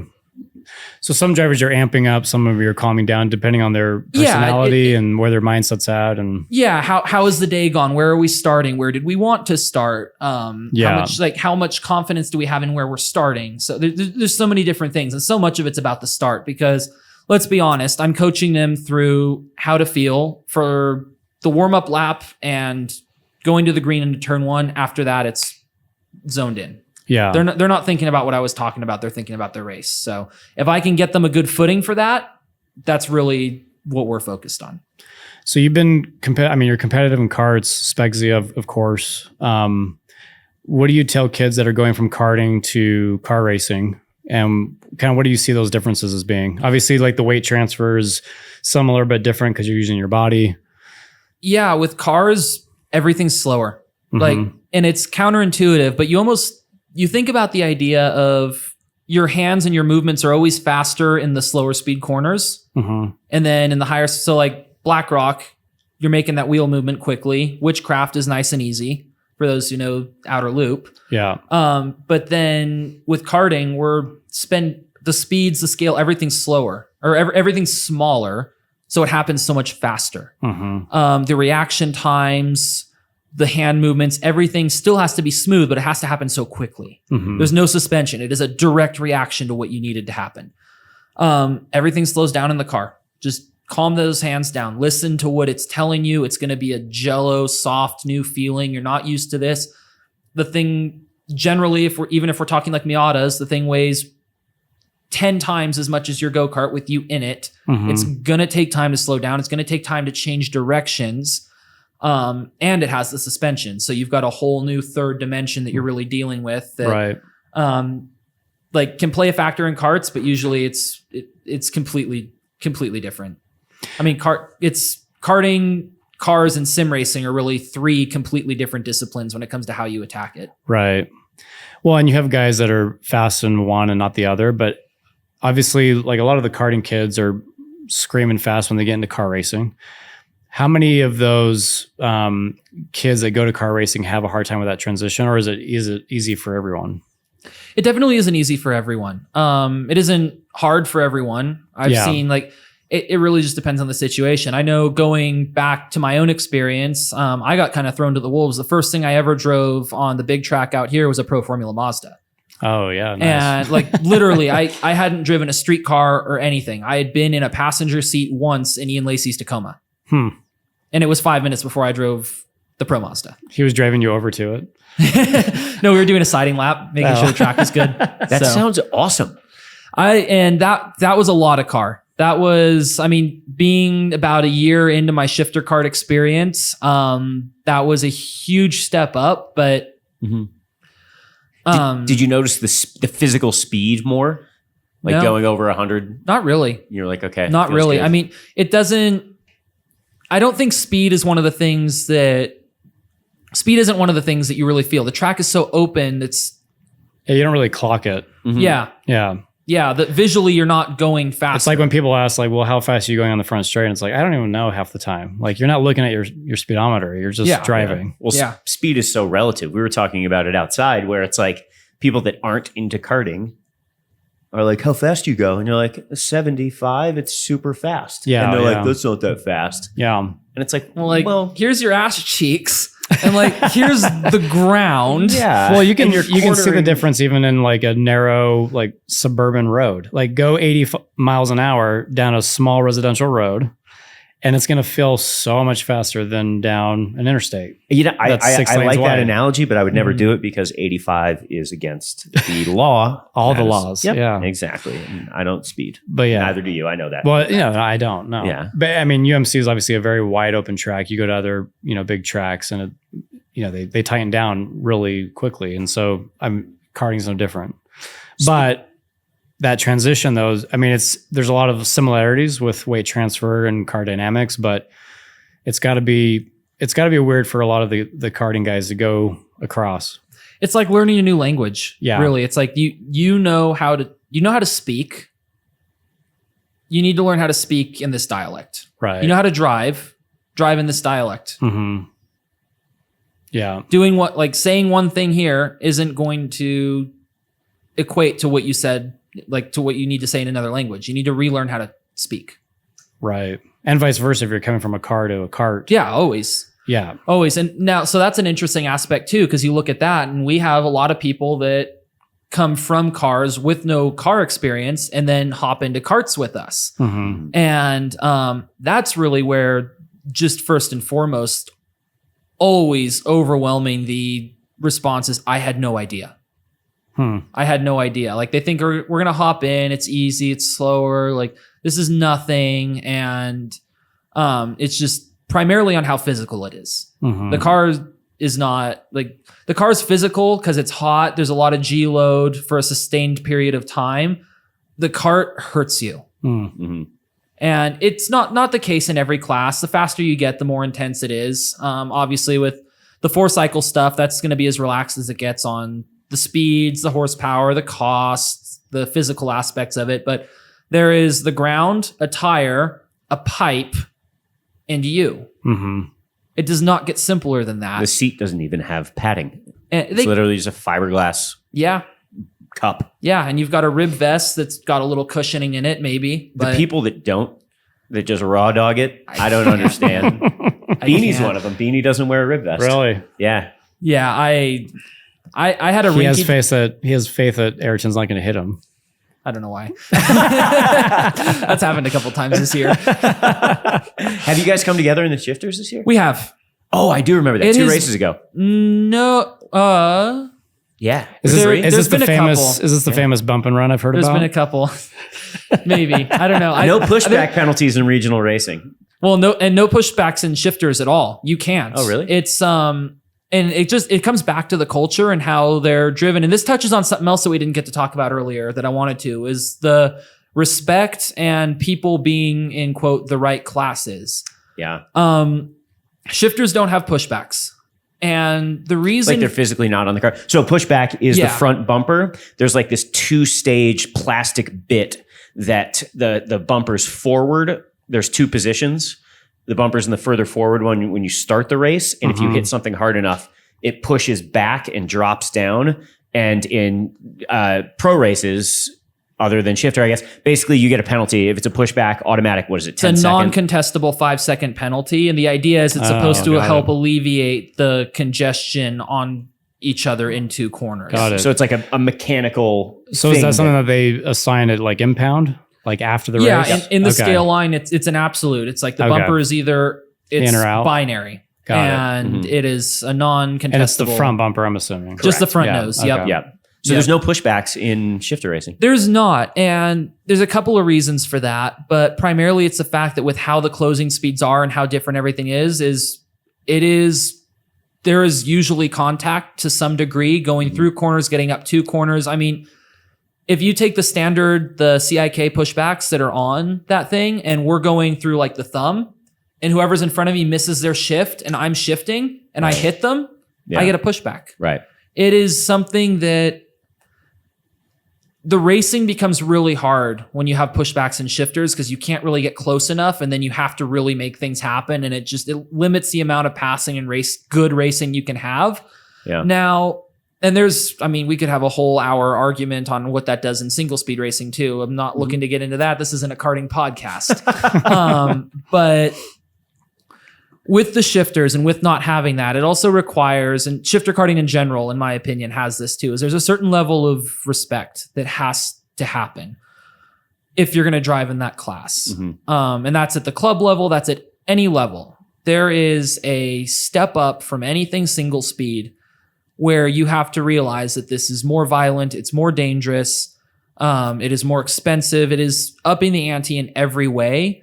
And we are all only going to be able to get to do this and go home in one piece if we at least acknowledge that we are all trying to do the same thing and respect the fact that we all are here and we are as fast, especially up at the front, as fast as each other and deserve to be here. And it is up to us and us alone to make that happen. And it's a really good example to a much higher extent and a much more extreme is IndyCar drivers. They talk about it at the Indy 500 and how they only pass in certain situations. They only pass into certain corners with certain closing speeds, and they kind of let each other do what they got to do because that is some of the most highest stakes you can have behind the wheel. And they all, no one wants to do this and not go home. None of the Indy 500 specifically is one of the few races of the entire year in any motorsport where the speed is genuinely profound. You can look at it having no experience with racing at all and be like, holy shit, that is terrifying. Like it just looks faster. It just is faster. And whenever you see any incident, it's heart stopping. Yeah. You know, like there's very few crashes where you're like, oh, all right, cool. You know, like there's nothing low speed about it. Well, and it happens in every session. Like we went out and watched, I want to say it was like open practice or something, and then the Indy 500 afterwards. But even in the practice session, I think they had 2 cars go upside down. And I mean, they slide for the entire corner down the straight, still sliding. You know, it's gnarly. It's gnarly to watch any crash from like older eras before there were halos, where you just see the heads bobbling around, stuff like that. We're like, how did anyone survive a crash? Let alone like most of the people. You know what I mean? Like safety obviously has improved so much over the decades, but when you look at cars flipping from the 90s, even the early 2000s, they look so much more exposed than they did when we were watching it in the 90s and 2000s. We were like, this is the peak of safety. Well, now that's a double-edged sword too, because this really goes back into a lot of the padding things with the pushback bumpers and a lot of the other situations too, is I grew up and I raced in a generation where I got to senior racing. I raced in senior racing for a period of time. I then raced in senior racing when the pushback bumpers were introduced in the late 20 teens. And now what's interesting is we're seeing a generation of drivers come up to senior who they don't know anything from before. They've only had pushbacks. Okay. And even if you look at karting now compared to like the 90s, when there weren't like the bumpers, the side pods, everything was way less safety oriented and less extensive than it is now. Okay. I mean, now it's like one of the reasons we say karting's a contact sport is you go under braking, especially at the higher levels, you're rooting people out of the way. You're moving a little bit. There is contact, and there's a respectful amount of contact and there's a disrespectful amount of contact. And that's a fine line that gets even harder and harder to walk the further up you get. Mm-hmm. But with all of these added safeties, we've almost seen now where there's a culture and a generation of drivers that don't really know serious consequences. So would you say it would be a good or a bad thing, a positive or a negative to the overall sport of karting if they close the wheels in? Oh, I think that goes so far into the point that I'm getting at. And so let's use this as an example. Concession carts. Yeah. Have you ever seen me in a concession cart? I felt you. You want to know why that is? Yes. There's no consequences. Right. Anyone that races. So I drive into you. Yeah, for sure. And the lower the consequences get, because that's a perfect example. The lower the consequences get, the more drivers feel like, oh, I'll just up the ante. Mm-hmm. Like I can get away with this. I think that, to your point, is what we're seeing now in NASCAR. It drives me nuts when they will overtly and intentionally cause a wreck, and it's like they're so blasé about their other competitors' safety, but in reality, like the cars are just so damn safe that they're walking away from everything. Yeah, and until they don't.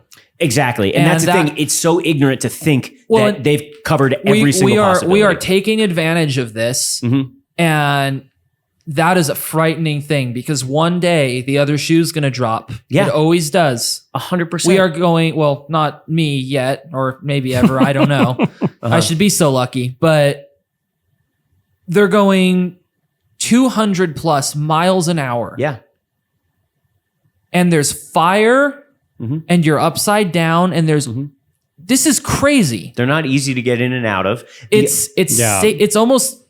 It's safer when we are all on the same page that this is crazy. Yes. And when we lose touch with that, there's a problem. But we're also talking about drivers who are wearing 3 layers of Nomex. They're wearing a head and neck safety device. They're wearing a helmet. They have this cage around them. They have all this safety equipment.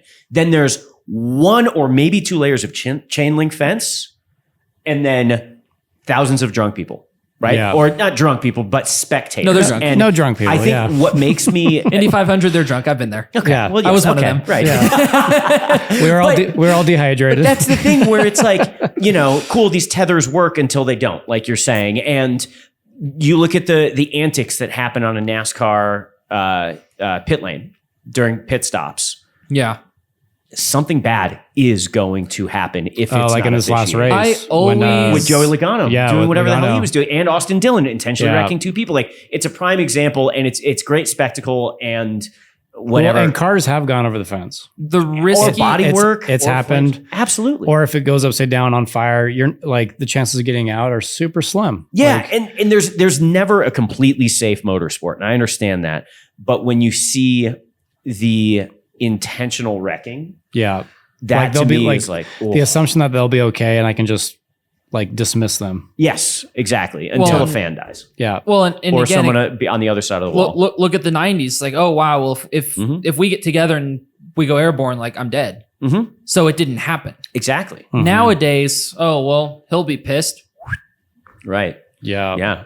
This will be a memeable thing. Again, later. that's where it keeps upping the ante. Well, and human nature is, we go and play, say, American football, and we're killing each other. And so what do? We wear helmets. We don't stop playing it. We just put on more safety equipment. Well, helmets is the dumbest thing that I think football ever had. As someone who played rugby and had never played football, I learned to tackle in a way in which my head was completely exposed. Well, so it's like shoulder first, whatever. That's a really interesting point. Is as a whole, is racing more dangerous because it's safer?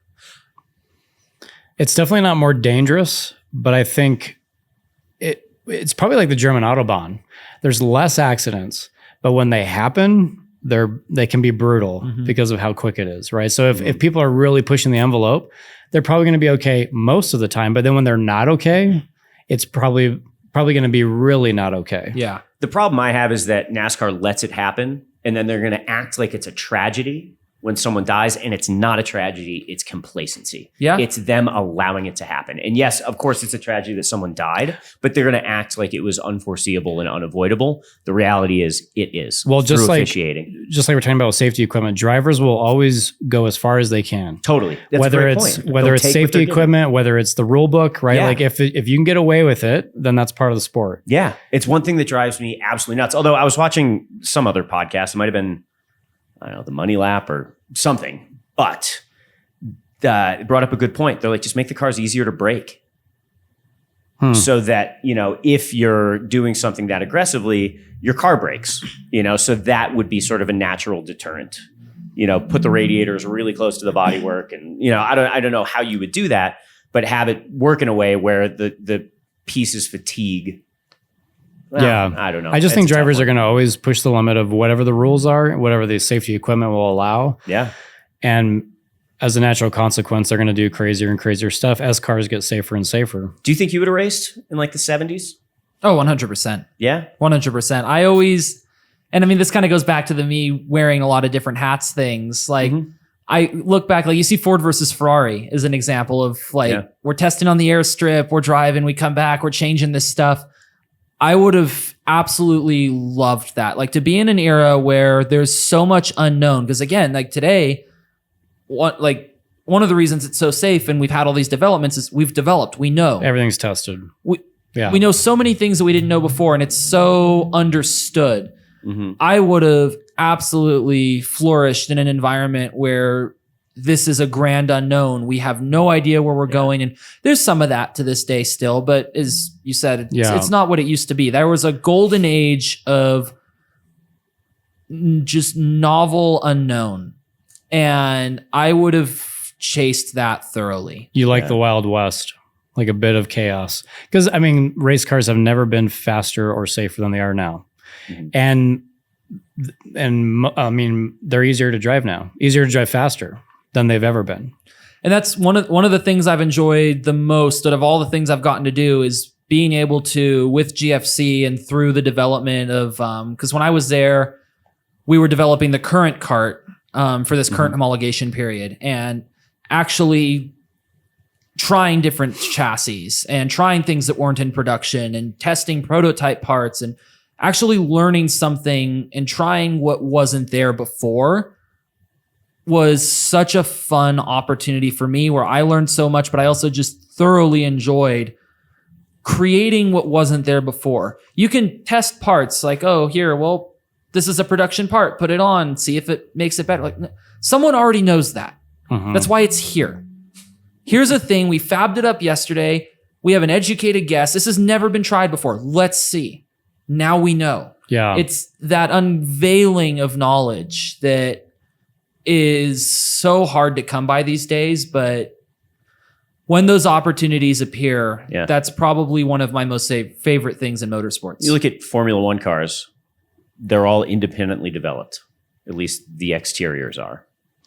They all look pretty much identical. Yeah. To an uneducated eye, they're identical. And it's what you're talking about. The things are known. Everyone has the same CFD. Everyone, the rules get more and more explicit. You're right. And until we don't, and there's a car that wins 3/4 of the races. Well, that's the chase. It's such fine margins. And, every time, Formula One, I think is probably the best example where like you have a rule change and your car design to a certain extent is baked in for the next couple of years. And if you have a baked in advantage or a baked in issue, like it kind of is there, Well, and if you try something new, it could either go really good or really bad, right? Totally. And so maybe a stupid question, but why in the karting world, especially in shifters, why are they not using like the deployable airbag suits like they do in MotoGP? I don't have a good answer for that. If you were to ask me to test one, I would be curious to see how it would look. Really, the only place I could see that coming in handy is coming out of the cart. I don't think there's a situation where because it isn't the point to remove yourself from the cart. And a cart is like a motorcycle in the sense to where if it goes over, you are no longer part of it. You no longer want to be part of it. Right. And I think it would be an expense thing. You'd have a lot of people that wouldn't enter the sport if a $1,200 suit was a requirement. Yeah, but I mean, it's interesting though because it's already at that level, especially like the international or the national pro level of shifter karting. That's not a large amount of money. So you're saying you could potentially do that just but I also at the pinnacle. Yeah. What about those the seats? They have the high backs. That's another one where, again, I feel like I'm old school in this way. This kind of goes back to the mentality that I was talking about earlier. It's like, they're becoming so far detached from what they are. We're almost trying to solve problems that aren't there. I would almost like, I want to just have the thing topple over me. I've had a cart go over. I've seen carts go over. Where did you have your bad accident? I had a bad accident in California, Stockton, California. A couple of years ago. A few years ago. Yeah, you burned your leg. I did. I remember that. And that was one of those freak things. Because I mean, I guess going back to all of this and circling back, one thing I think is really important to touch on too is like, we look at the mortality of racing. We touch on the mortality of racing, especially at the higher level. And you can't make it safer than everyday life. You certainly, a lot of the higher aspects of racing and the faster aspects of professional NASCAR, IndyCar, you can't even get close to that. But looking back at karting and bringing it full circle to grasp that situation, because it is a lot of steps below that. Karting is one of the safest sports that an adolescent, a young adult, a child can do. Statistically. Yeah, absolutely. You look at broken bones, you look at concussions, you look at average injuries from action sports at the various age groups. And we've run this team for 5 years. We've had broken arm. hundreds of races per driver that we've gone through. Yeah. We've had a broken arm. Yeah. And we've had half a dozen flips. And that's it. I mean, compare that to imagine if I sanctioned a state football team. And a lot of people also, I don't know about you guys, but there's a certain allure to doing something that's got some risk to it, right? Like you have to. That's something that I've always been drawn to. That's why, well, you see it in the sim. That's why kids are dumb on the sim, because there's no consequence. Right? All right. Thoughts, Ayrton? Yeah. But no, there's a certain level. One of the things that I love about racing and karting is that like, I would like to add, I don't do anything on the sim that I wouldn't do in real life. Okay, that's good. Yeah. Well, that's because you have perspective. But what about the 8-year-old that's never driven in real life and he's on the sim and just plowing through turn 1 at Monza? Yeah, this is why we keep those off iRacing. They can go on F1 and the Xbox. That's right. Yeah, have fun with that. Gran Turismo. Yeah. iRacing does a good job of filtering that out. Yeah. Yeah. Although I don't like that iRacing penalizes the people that they ran into as well. It's never going to be a perfect system. We're ranked matchmaking.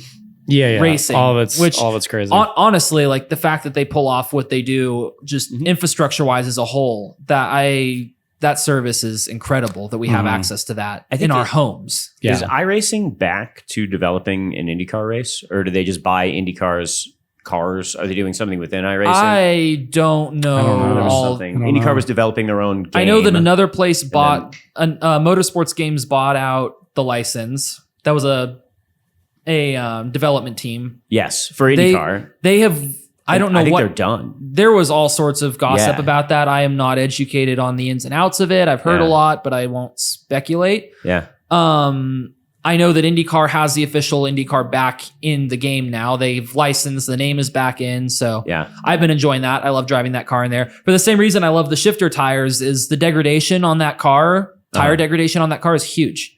What do you like racing in iRacing? Do you do any of the NASCAR, like stock cars? I love IndyCar. I really like doing the IndyCar stuff. I'm like just good enough at that to where I can run top split and at least finish half decent. I've seen a few drivers that we know, a couple guys that I know that have raced in IndyCar that I'm friends with will be on there sometime. So I'll link up with them. And are you a fan of IndyCar? Like, do you watch? I'm a huge fan of IndyCar. Are you? Yeah, I love. What's your rank for just fandom?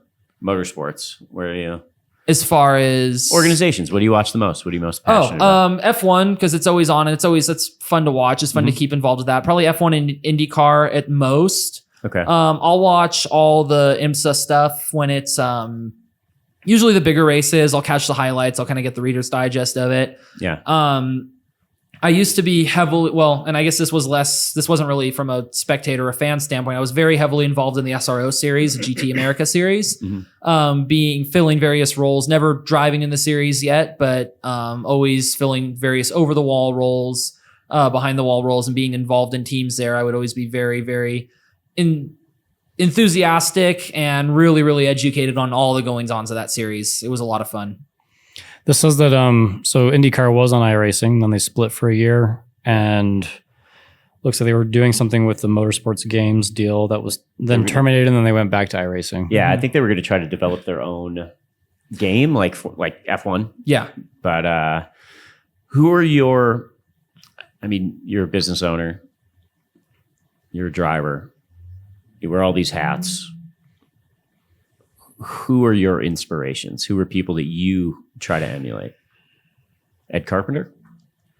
Yeah, I mean, that is a really good one. Looking at what he does and what he's been able to achieve, I certainly aspire to having a customer team at the highest levels. I would love for this to transpire. We maybe in the next couple of years get a couple cars going on. I branch out a little more, get into that world.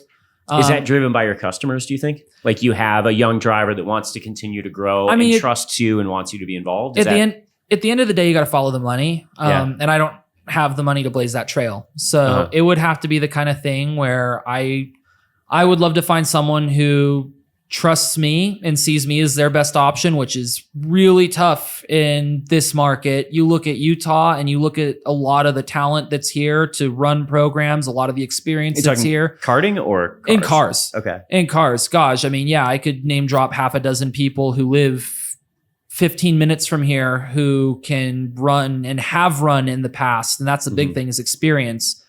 All these insane programs and have these amazing careers. The advantage I have is age. I'm young. At my age, I have a really, really eclectic experience and talent base, wearing a lot of different hats, doing a lot of different things. I've engineered at the Rolex 24. I've been over the wall there twice. I've started everything from sweeping floors and cleaning tires all the way up to being an engineer, now a team principal. I've driven all these different things. So yeah. I want to just keep applying that. I want to take it as far as I can get it to go. But ultimately, if you're not being modest, what is that? For where you want it to go. I'd love to get to the highest levels. I'd love to Formula have a team that runs. Seriously, like what's your aspirational? I'd love to go sports car racing. I want to go to IMSA. And really where I realized it too is like, I want to go drive a car at the Rolex 24. That's my thing. I want to watch. And but the problem with the Rolex 24 is that it's at Daytona. You don't like Florida either, do you? I don't like Daytona. Why don't you like Daytona? It's the worst American track. Okay. I'm okay with I'm okay with Daytona. I just don't like Florida. No, I just come on. Florida gets it bad. To me the Daytona is like, the oval's an oval. And then the infield feels like an afterthought to me. Like turn one's awkward as hell. The bus stop's awkward. Like everything about that, it's all flat, like no camber, no flow. If you're gonna go to war, you got to be in a war zone. Ooh, is that Florida? That is Florida. No, I just stop it, guys. So, do you think Sebring is a better track than the Daytona road I think course? Sebring is more fun than Daytona. Sebring is. I've never driven I don't like it, but it's like Sebring is literally a 70-year-old runway. Right. There's no more afterthought. Sebring is probably the closest thing that cars have to the Super Nationals, the karting race, the street race. Yeah, see, I'm not saying that Sebring is my favorite track, but Daytona you prefer it over Daytona. Yeah. Oh yeah. Okay. Oh yeah. Same, Ayrton? Not Sebring. I personally don't like Sebring. Okay. I've never really clicked there. It's always been a track that I struggle with a little bit. When I think about like the iconic US tracks, obviously like Daytona's on the list, but if you're going to have a 24-hour race and it's the Rolex 24, why not have it at a Road America or a Watkins Glen? I love Watkins Glen. Or a Laguna Seca or a Sonoma or a Road Atlanta. Well, I think part of the allure of Daytona is when you think of historic tracks, there's historic road racing tracks, but racing in general in the United States, I mean, Daytona Beach, like they're racing on the beach. So I think it goes it's one of those things. It's almost like Monaco, the Monaco Grand Prix, in the sense where it's like it is transcended beyond its own reasonability or feasibility of having an event. This just happens now, no matter what. Right, whether it's a good track or not, or whether the racing's good or not, and everybody still takes it. I mean, everyone takes it seriously, no matter what. I mean, this is coming from us, where in our industry or our part of the industry with karting, the biggest event, the event that is the Indy 500 for us, a month in the making of build up and preparation and practice and the spectacle of it with the parades and the TV and the jets flying over and everything, is in a Vegas parking lot. Hell yeah. So, but again, it's one of these things. It's like it's existed in various ways, shapes, and forms for decades. Was that the original F1 track that was there? No, so F1 track was at Caesars. This is at Rio. And they move around a little bit. Yeah. Okay. So this year it's at the Rio. A couple of years ago, it was actually adjacent to the F1 paddock building now. I raced when it was there in 2021. It was behind Planet Hollywood. They should use, because that's a permanent, like the paddock area is a permanent fixture. I don't know what they're doing with it every other 50 weeks of the year that they're not doing stuff there.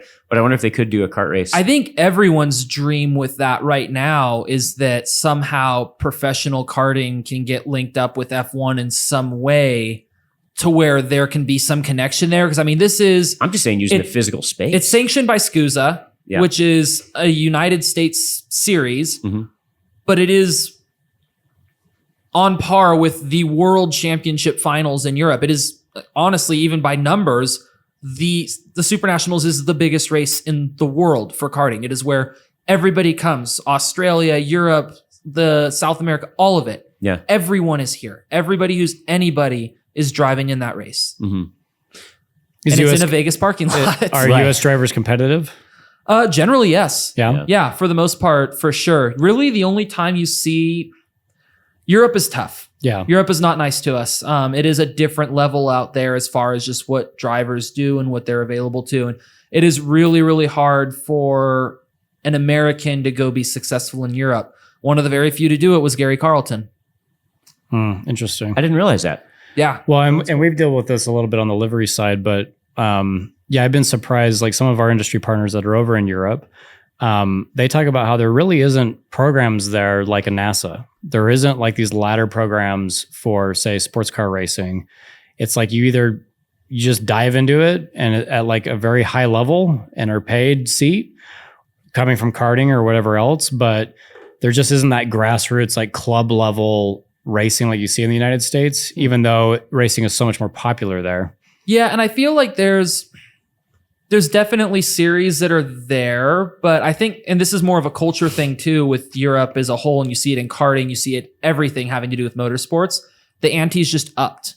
Their NASA or their club stuff is like the VLN series at the Nürburgring, or it's the Brit car that's the 24-hour series like the Top Gear did back in the day. Yeah. I don't know if that's under the same name. I think it is currently, but the one where they ran the E46? Yeah, if you're going club racing or amateur racing, you're doing those events. Yeah. There's no hand holding. There's no baby. There's no, I'm going to go run at this one track and they have their little series and there's like 6 or 7 other. It's like, no, this is the traveling amateur series around Europe and you're doing this race. It's like we're going against you're everybody going else in this part of the continent that wants to do that. You're going to the 24-hour Le Mans, whether you like it or not. Pretty much. But that's Europe as a whole. There's like, because like you said, there's really no funnel. It's very, very structured. And because of that, the climb is aggressive. Right. And so I think that's the biggest thing. And it feels like you don't get as many hobbyists. It's like, this is a career or nothing. Well, and like the hobbyists they're into it. Yeah. They are. You have to be fully committed. You have to be fully committed. It's like, I'm doing this for fun. I'm doing this for fun in the sense that it's like my full-time occupation and I'm not getting paid. Right. Yeah. Yeah. And I think, as someone who admittedly, like I've never been to Europe. I've never competed in Europe, but seeing and vicariously experiencing this through other people and seeing the experiences and seeing how they do is that's what everyone talks about. And I've really kind of identified, I think it's that culture shift. It's that difference in the funnel versus the direct ladder system and the focus that's there. That really, it's a culture shock and you sink or swim because there's no like, right. I'm one of the best shifter kart racers in this part of the country that races in this series. There's probably 80 or 90 of me in North America, and we're all going to find out in November in Vegas. So there's no like out there, everybody like there's no real club series. Like, oh, here's the traveling thing for amateurs. All 80 of you this weekend here. Wow. I wonder if that has to do with just physical proximity. Yeah, everything closer. Yeah. So what your point is that the parking lot in Vegas is like Daytona, which I will 100% agree with you. It's just a bigger parking lot in Florida. Yeah, it's just kind of like why? Like it's just a banked parking lot. Going back to your question, my life goal is to transcend parking lots. Or just race on one really, really important parking lot. See, wouldn't you rather do the walk-in 6 hour or the? I'd love to do all of it. Okay, yeah, sure. Yeah, sure. I mean, if like, I'd love to do, because I guess going back, because you mentioned inspirations. Yeah. I know from what I know about it, like John Potter, who's out here, is a really good example of someone who's been smart with business as a whole and done things outside of racing, and he's able to. He owns his team and he owns his team and he operates his team, and that's, I mean, but it takes a large fortune to make a small fortune in racing. It does, and so the question is, Ben Keating's another one.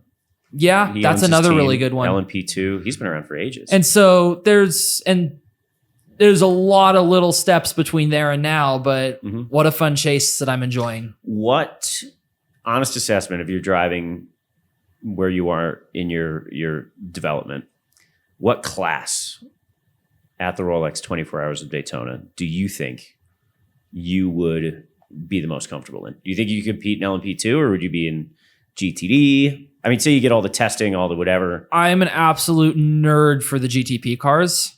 Okay. All the way up, huh? I have the closest thing I've ever driven to anything. The fastest prototype I've ever driven is LMP3. I love the prototypes. And you could have done more. As far as the equipment itself, you would have been comfortable taking 2 more steps up the ladder and I mean, again, I'm generalizing from my experience in a lower prototype here and from the faster ones in iRacing and just kind of my general experience and comfort level as a whole. But being in a faster car, managing the traffic that way and the way that those seem to drive, the way that you kind of handle them and all the aspects of that, it's everything I love about maintaining a race in the shifter card. It's everything I love about that aspect of it. Now, that being said, GT3 is kind of the go-to customer thing. Right. It's one of those things where, I mean, it's the same thing with this, like this, the engine that I'm running on my shifter card or what we're doing here, what we're doing there. It's kind of just, when you're in a position, you go with what's competitive. You race what there is to race. It's the same thing when I was racing 100cc air-cooled professionally in karting. It's, well, and you can't bump and run in GTP. That is true. You can do that. That Porsche's got a chrome horn on it. So yeah, I'd like to change my answer. But yeah, I mean, it's one of those things where you don't, counterintuitively, you're running everything. You don't make those decisions. You go where the action is. So your first time in a car was a Pro Mazda, and that was a lot. If you got into a Pro Mazda now, would it feel like a KA to you? Like a step down in performance from the shifter? Honestly, I mean, it's one of those things like you got to be, because I drove one kind of cold turkey. We have a customer in our shop that owns one. Is it the red one? It is. Yes. Yeah. Yeah. And that car's got a lot of great history. That's one of the nicest cars that was ever produced. Ian Lacey, who is a absolute wizard with those cars, built that one from the ground up. And if there was ever any example of one of those cars to own, it would be that one. And I am super fortunate that it is in our shop and that we have a customer with it. Two rotor turbocharged? Nope. 13B electronic fuel injected, naturally aspirated. The 13B is what's in the RX-7, right? It is. Except it's a Renesas. It's in the RX-8 motor. It's the motor from the RX-8. What is the issue? Don't they have like a weird... Oh, the exhaust port is too small on those, right? Isn't it something that like... I don't know. I'm out not- of my depth here, but there was something with that motor that made them not last very long. Yeah, I mean, the apex seals are kind of the thing that everyone goes to in the sense where it's essentially like it's a 2-stroke-ish motor. It feeds oil into the engine to lubricate it. Yeah. And so they are weird beasts because we have an RX-7 street car as well that's got the same motor in it. Oh my God. One of the most beautiful examples. Have you seen the RX-7? I haven't. No, I mean, I've seen an RX-7. It's one of the most tastefully upgraded RX-7s. It's not stock, but it looks like what the last version of the prototype would have looked like before production screwed it up. It's all factory architecture. So it's still sequential twin turbos, like super common. Everyone will try to single it going for 500 plus horsepower, and it just ruins the drivability of the car. So we really, because my dad and I restored or refreshed that car about 8 years ago now. And he's had it. He's the original owner. He drove it off the lot in 93. So that thing's been in the family since its inception. And what does it have that's not stock? Different wheel set. Don't you have a splitter on the front too? yeah, it's got different wheels. It's got front arrow. It's got a rear diffuser, little rears. But it's like subtle. It's honestly, it's a little rear car. spoiler on the rear. Yeah. And then all factory architecture. I'm not prepared for this one. I don't even have the spec list for that, but I know that everything is the way that Mazda intended it to be. Yeah. Just improved. Nothing's deleted. Nothing's removed. It's like a performance we package. found a way to engineer it to where we're making a little more horsepower, not a lot. We're not cranking 500 out of the thing. I think we're at 380. Where were they stock 243 or something like that? Wasn't it? Japan had that agreement, right? Where all of their performance. Do you know about this? Yeah. So all their performance motors were supposed to be 243 horsepower, and they would just sort of all put that on the sheet of paper. It's like Porsche saying that all the 911s are rear engine now. They just keep moving it more and more forward. Really? Yeah. But yeah, so sorry, it's 3-ish, 3 something. Yeah, but the fun thing with it, so when there's a huge festival that since I actually don't know what they're doing with it now because Auto Club Speedway's gone. Okay. But it's called 7 Stock, and it's a big RX-7 reunion every year. My dad and I took the car there in 2017 as soon as we finished rebuilding it. Yeah. And compared to a lot of these other gnarly builds, we overheated, we got to fix this, I got to pull over, deal with that. All right, well, the AC's on and we're going 90. Yeah. So no, answering your question, getting to drive that car again, kind of cold turkey or getting cold called to drive it after not being in a high speed aero car in a while. It goes back to what I talked about earlier. It's like you can put the work in, you can build the talent, you can build the experience, you can have the talent, put the work in, get to a certain point, leave that alone for a year, and you're not back to square one, but you're not where you were. I mean, I was not comfortable in that car. I needed a couple sessions to get comfortable in that car. I needed to get back to that. And it was there, but I did not just hop in and say, yep, let's go. Especially with aero, man. Have you driven anything open wheel or high downforce? Just GT3, but not open wheel. Yeah. I mean, the downforce to overall performance ratio otherwise is a wild thing to get used to. The counterintuitive fact of, well, I feel like it's going to step out through witchcraft, so I just need to flat it so it sticks. Yeah. Go faster. Well, it's that way. It's that way in the sim, right? Like you hop in a new car, the GTP in the sim, and you'll find that, you say I've been actually putting a bunch of sim time on the Nürburgring with a GTP car from Porsche, and you'll find that, you'll do your normal brake point and then trail in and it'll wash out. And then if you just carried more speed and stayed in it, it just tucks in and goes, which is all aero. Yeah. Well, the thing, just the way that aero affects cars, the thing that really my super geeked out, this is awesome, crazy nerd moment of starting to drive those cars was trying to advance the braking point and feeling like, oh, well, I'm locking up. I got to back it up. And I was working with Ian because Ian was there coaching me and helping me early on when I was driving those cars. And one of the things that he told me that just broke my brain about how aero works and how all of this, how the car reacts to all of this is, you hit the brake as hard as you can or as hard as you need to, max threshold. And as I'm decelerating into sunset, you have to start trailing off the pedal, but you have to do it in a straight line because the car's slowing down. It's lifting off the ground with less aero, and now there's less weight on the tires, so they lock up easier. So you're trail braking the car in a straight line because of the aero effect of the car, and it's just... So you're staying at the threshold, and the threshold is what's moving back. The threshold is the variable there based on your aero load on the car, and there's so many aspects to that are just wild. Yeah. And I mean, that's a car that in its day, it's a $250,000 car, 2 steps below an Indy car. And then you think, okay, well, that's what that did. What in the world am I going to do with a Formula One car if I had the chance to drive it here? And that's where it's just, again, there's a reason that like those guys have to be so on top of their game and so constantly focused on everything is you leave it for 2 weeks at that level. And it's like, oh, well, hold on a second. And there's no hold on a seconds. There's go. Well, it's kind of that thing of like, you almost have to be a specialist in that platform. And if you're not, like, you're not going to be competitive or you're not going to be able to get everything out of the car. But who did we have on? It was maybe Lucas or, just talking about karting. Like you leave karting for any amount of time and you're just getting washed up immediately. I think that's really important with any level of it. Cause again, putting the experience into it is it's really impressive when you see a driver who's able to jump around and do a lot of different things at a time. Because like you said, if you can be a specialist in something, you're going to be better than you would otherwise. I've got a rule for myself that my dad and I made this year, one for costs, but two also for me to direct my focus is we swore to 0 single speed racing. I would not race a single speed at the club level or anywhere this year. I am focusing on getting back to my prime in shifter kart racing. Before Vegas, 6 weeks before Vegas, I'm not even going to drive one. I won't coach in them. I won't drive them. I'm taking a hiatus from that to just focus my mind on the aspects of gearbox karting. Contrary to that, I think a really important thing that people can do early on, especially when they're developing talents, and something that I think really helped me is racing 2 classes in the same day.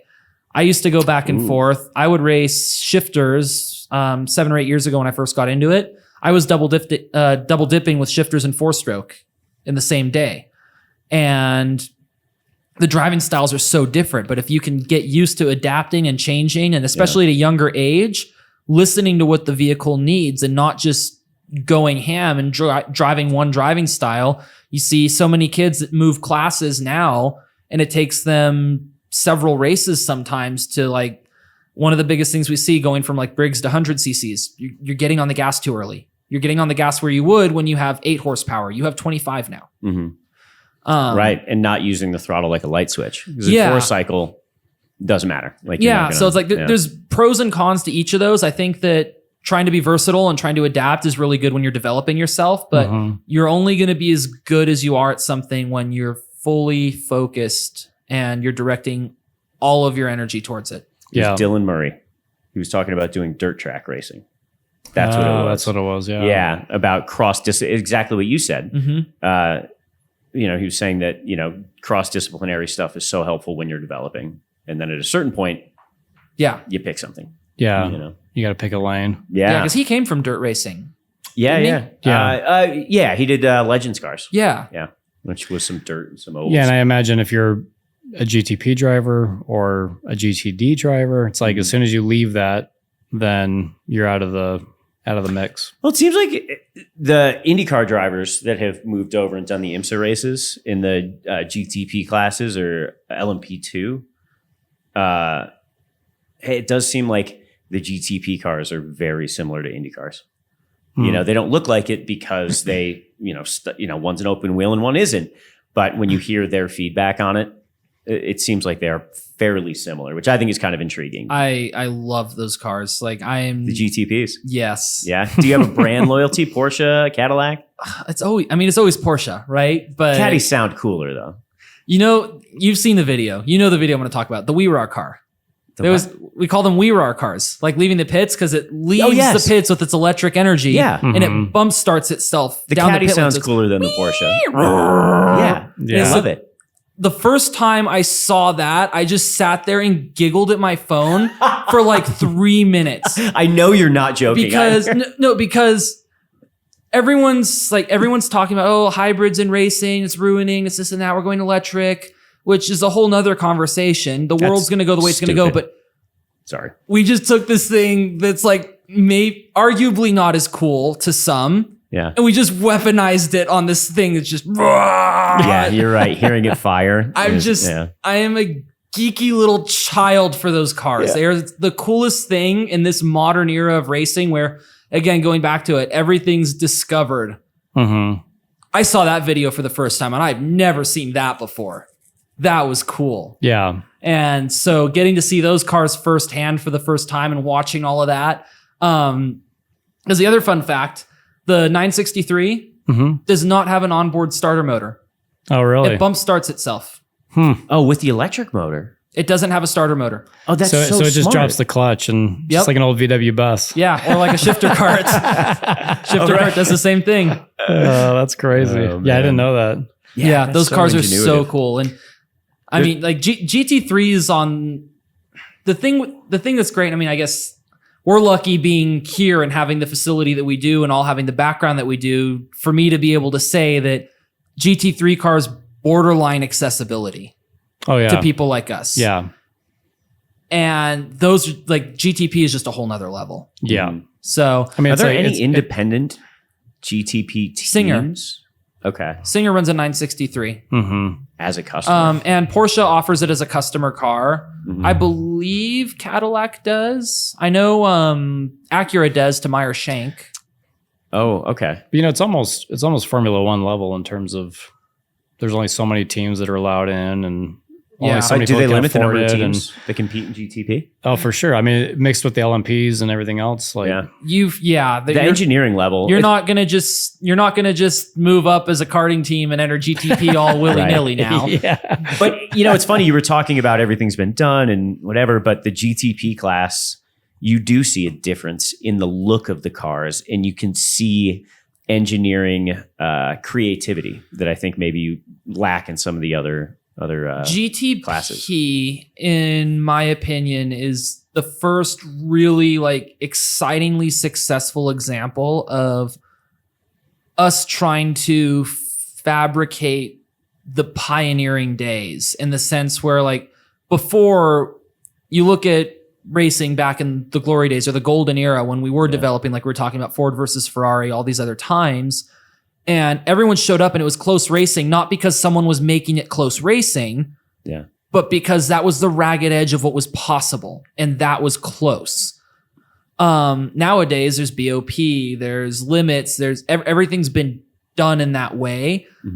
GTP takes a new and exciting idea, brought different manufacturers into it. The racing's close. Yeah, there's BOP. Yeah, there's rules and limiting factors, but you're always going to have that these days. This is something that manufacturers are excited about. This is something that manufacturers are offering customer support on. The racing's good. It's a new technology. It checks a lot of boxes that, honestly, like GT3 as an amazing customer support class just kind of doesn't accomplish. It's not GT3 in the GTD class, like, or even like LMP2, where it's they're not spec. seen as the pinnacle of automotive engineering, where GTP, the prototypes, you can actually make that argument. Well, and you see, you can make the argument, but also in the same sense, like you kind of can't. It's still a class with spec cars, spec drivetrains. You need the McCurtry or whatever if you're going to really go this is what's capable route. Yeah. Like something that operates outside of racing. Yeah. I mean, because everything, What is that called? McCurtry? Do you know what I'm talking about? Like the fan car? Yeah. Yeah. Yeah. It looks like the old Batmobile. It looks like it shouldn't be fast, but it's breaking every record. Yeah. Yeah. I mean, because you're not going to get stuff like that nowadays. The rule book basically says if we don't say you can, you can't. And everything's homologated. And if it doesn't have this or that or the other on it, well, and even if we're fast, you made this part in your shop and it replaces the one that costs 10 times as much that does the exact same thing. Well, and the point of racing is to race. I agree 100%. Yeah. So it depends. As drivers, 100%. As fans, I think we want to see on-track action. But in the entire umbrella of being a team owner, developing your own thing, the racing starts on the initial design. So I think that's what's fascinating about Formula One is that if you can dive deep as a fan, it's so much more interesting than a lot of other motorsports, even though the on-track racing, the action might not be, it might be more sparse, but that race doesn't start at the green flag. Isn't that kind of the downside of Formula One though? Is that it's so budget dependent. It's so like technology dependent. So you have a team like Mercedes who dominates for a decade, then you have a team like Red Bull who dominates for however long, and it's not MX5 spec racing. It's literally the opposite of spec racing, but that's what makes it great is if you can get into the sport enough to follow the innovation and follow the designs throughout the year. They're already talking about 2026 and that's fascinating. So as a fan, if you want to go down that rabbit hole, then the racing in its entirety is absolutely fascinating. Understanding that green to checkered is just a small piece of it. I think that like to some degree, that is the case in any level of racing. That's inherently part of racing is getting out what you put in on the prep time, the same way you would with just your mental state with it or your mental preparation for it, your skill preparation for it, your experience with it. Like a great example, even at the most basic club level here, bringing it full circle back to karting here is 5 minutes before we were supposed to do this podcast. Michael was late. Heyo. Michael Shumway, ladies and gentlemen. We were in the shop. It's a race week. It's a Wednesday. We're going to be on track Friday through Sunday. So today and tomorrow we're building up karts, fine tuning, getting everything ready to go. And even with back to some of our most basic drivers, our 12 to 15 year olds, our rookies, our even more experienced the last couple of years, all of our program, we're going through there today and not only making sure like, everything's right. Everything's pretty good. We've got all the stuff we're going to need for the weekend. Logistics are sorted. Well, the kart's here. We can assemble it. Like we can put it together and put it in the pits and we're good to go. Can it be a little bit better? Of course. Like fine margins. Can I make this just a little smoother? Can I make it so these two parts aren't quite binding if I maybe just set it up with a little more care? Can I extend effort that's going to extrapolate performance from this car just a tiny bit more?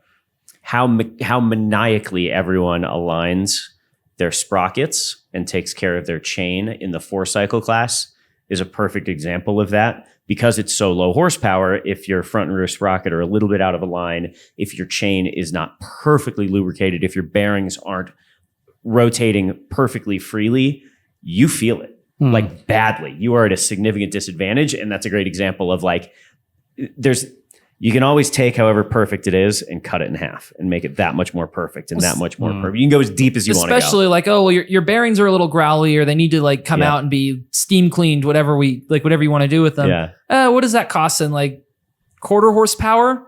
Well, there's 8 of them. So you just lost a dramatic percentage of what you're taking to battle. 3% power, which makes a giant difference. What do you think would be lost if, let's say in karting, they had a centralized body who provided the karts? And you provided the drivers, and that was it. Like you showed up, they handed you a cart and said, "Go race." Well, they have it in Europe. There's the Connors Village one. In Europe, there's a class for that. Yeah. It's a single factory. It's the CIK Academy. Yes, series. the Academy Trophy. Yep. Yes, the Academy Trophy. Yep. So how does that racing compare to the mixed manufacturer, mixed team? It's difficult. Well, I don't have any firsthand experience with it. I know Gary Carlton would be a really good person to ask. He's actually been going down there. Turner Brown, the kid that I talked about earlier, is in the Academy Trophy right now. Oh, spectacular. And Gary is his personal mechanic for those races.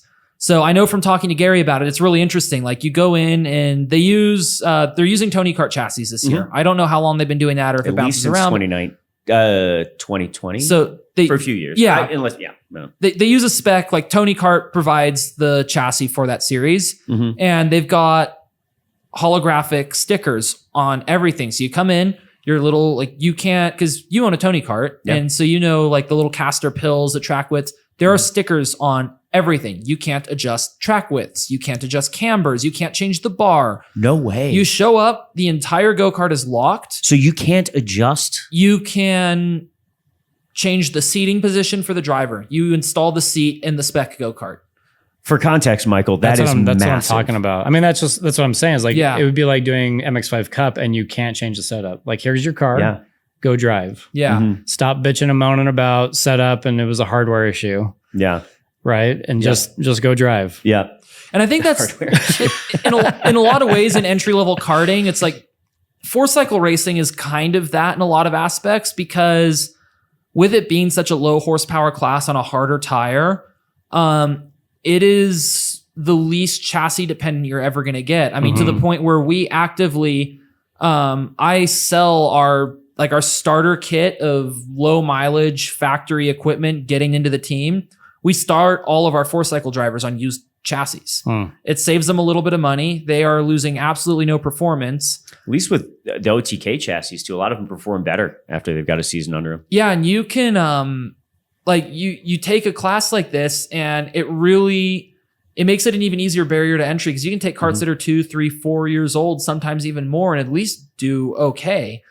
Yeah, I was competitive in Masters. I've never had new equipment, and I know that I'm going to be the first, I think, driver in the history of racing to admit this, but the equipment is not the reason why I wasn't winning races. The equipment was fine, even though it was 3-4 years old. I thought it was always the equipment. I know, that's what I'm saying. Like it takes a lot right now for me to admit this, but like the equipment was capable of winning races. Yeah. It was just the other assholes on track that kept ruining it for me. It's fun in that class because in the last 2 years I've done 2 four-cycle races. Really? Okay.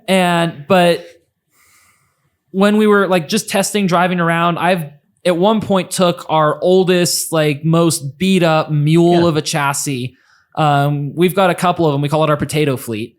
And that's the one where term of endearment, if you ever come and drive one, they're nice. We take care of them, but they're older. Yeah. It's like, oh, you've never driven a go-kart before? Drive that one. You're not going to break it. And if you do, it's not the end of the world. Yeah. I took one of those where literally the C of the chassis, the pickup point where the spindle goes in, has been ripped off the go-kart in a crash. And we just, that looks good. Weld it back on. And that thing handles like a turd. And we put a Briggs motor on it, put decent tire on it. I was at weight. You got to drive it a little differently. Like it doesn't really handle right. You got to move it around a little bit differently, but you identify that after a session or a few laps and you put a lap time down. I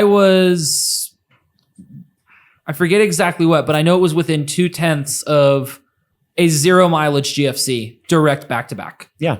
Okay. Yeah. At that lower horsepower. And I think the flex, you'd be able to speak to this more so, but it seems like sometimes having a chassis that's a little bit worn, having a little bit of extra flex helps. Well, and now the other thing too is like they drove way differently. Like the new one, so much easier to drive. Probably more consistent to put in. Like more for sure. And also like the other one, like it turns to like the wheel kind of goes okay this way. Goes real good one way. This way and it's like, awesome. You get things. You take stuff that's nice, and one of the biggest things, you got to make the driver comfortable, especially when they're new. If someone's not comfortable, even if like, oh, well, I could make this thing knife edgy and it'll rotate more and it's faster.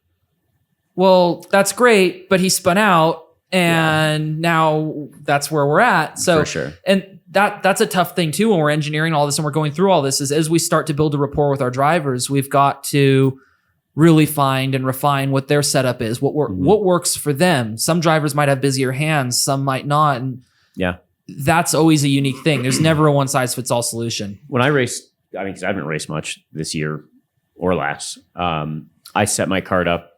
I knew to be slower, but again, I didn't want to have it be twitchy. Exactly what you're talking about. Like I just wanted sort of like decent mid-corner rotation. I didn't want a lot of bite on turn-in because I knew that I would be rusty, but I felt that it would be better to be consistent than to have something that can put in 2 really quick laps and then I can screw up the other 13. Yeah.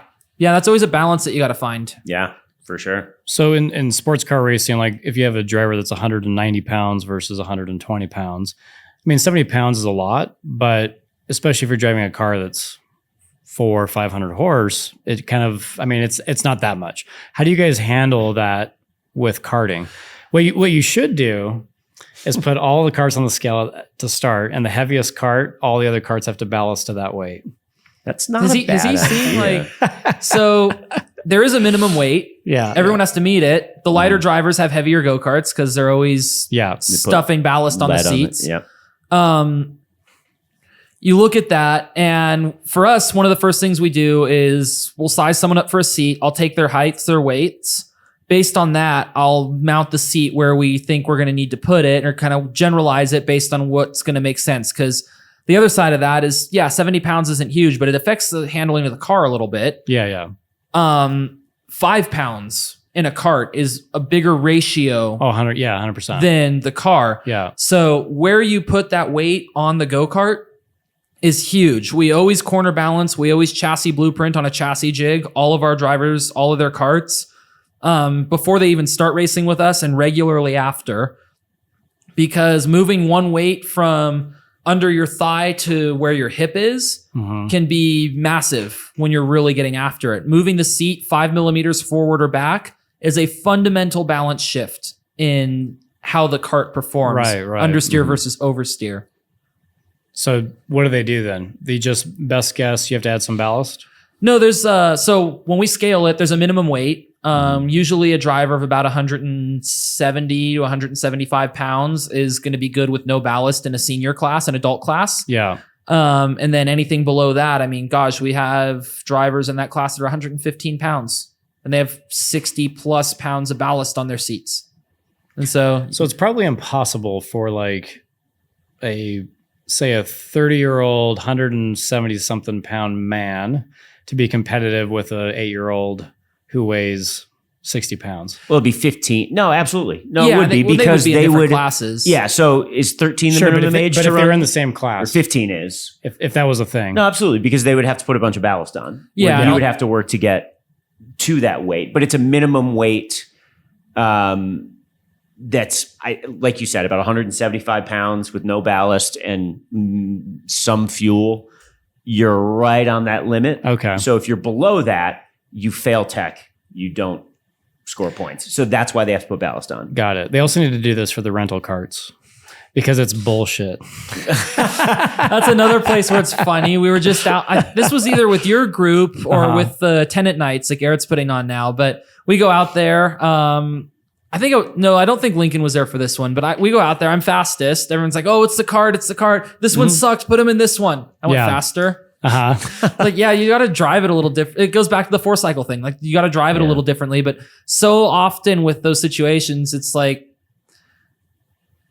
if you can identify what the car's doing and just drive it a little differently, oftentimes when it is the equipment or when there is something going on, it's never going to be perfect. We always try to get it as close as it can be, but you need a driver that also can adapt to things. Right. A really good example is when Max Verstappen came and raced karts in America with Gary. So he did it with CRG. Gary Carlton was actually his teammate. The Florida Winter Tour. Yes. Yeah. And it would have been 2011 or 12, sometime in there. But Max and Gary were teammates. And they were doing chassis testing with CRG, factory, developing chassis. And Gary drove 2 of them. One of them was great. One of them was shit. Yeah. And was half a second off the pace. Yeah. Like, wow, this thing's undrivable. It's like really like it's rough. Max gets in it within 200ths. Yeah, I just did this and this differently and it was okay. That is something. I like the other one better. This one did this and this. Like, that's part of what makes any driver brilliant, is being able to drive around a problem. And it's just like, it's a realization of like, whoa. Yeah. Like, and that goes back to like with Turner Brown, when they first put him in a cart that day, like everybody who was there, first session, like, we got something. Yeah. There's nothing wrong. We just figured it out. Man, it'd be nice to be one of those people. Yeah. It is. They're out there. There's a couple of them that we know of. There's maybe a handful that we don't, but the closest to perfect driver is just something different, and it exists. And I don't know what that's like. A lot of us don't know what that's like. Yeah. I think we can all kind of taste it, and if you're really, really lucky, you can at least see where you fall short of that.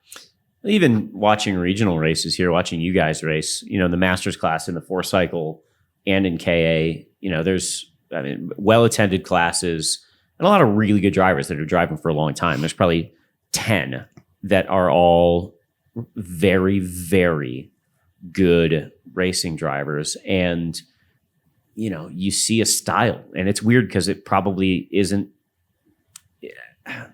it's not necessarily something that, I don't know how to describe it, but you just watch the racing and you see a style and you see people that just are always in the right place and they're not lucky, right? It's just a feel thing that I'm sure you develop over time, but like you can look at the different drivers and see when they're sort of in their zone doing their thing. And I think Andy Nish is actually a good example of that, where like when he's on, when he gets like pissed, you're just like, holy shit. And he just like plows through the field and you're just like, what is happening? Like he's just driving on instinct, and like when you see him in that space, you're just like, whoa, what just happened? Like when you get to see your driver like that, I think it's a very special thing. So if there's somebody out there that wants to get into karting, they know nothing, they want to get started, how do they find you? Yeah, it's really easy. We've got a website that's got all the information. You can learn more about the team. It's scuderialittel.com. There's a contact page on there as well. And we make it as simple as it could possibly be to just get the ball rolling. Come see if it's for you even. Like we talked about earlier, it's the cheapest, most expensive thing you can do. There's still a huge barrier to entry. So we eliminate that. But it's the most fun.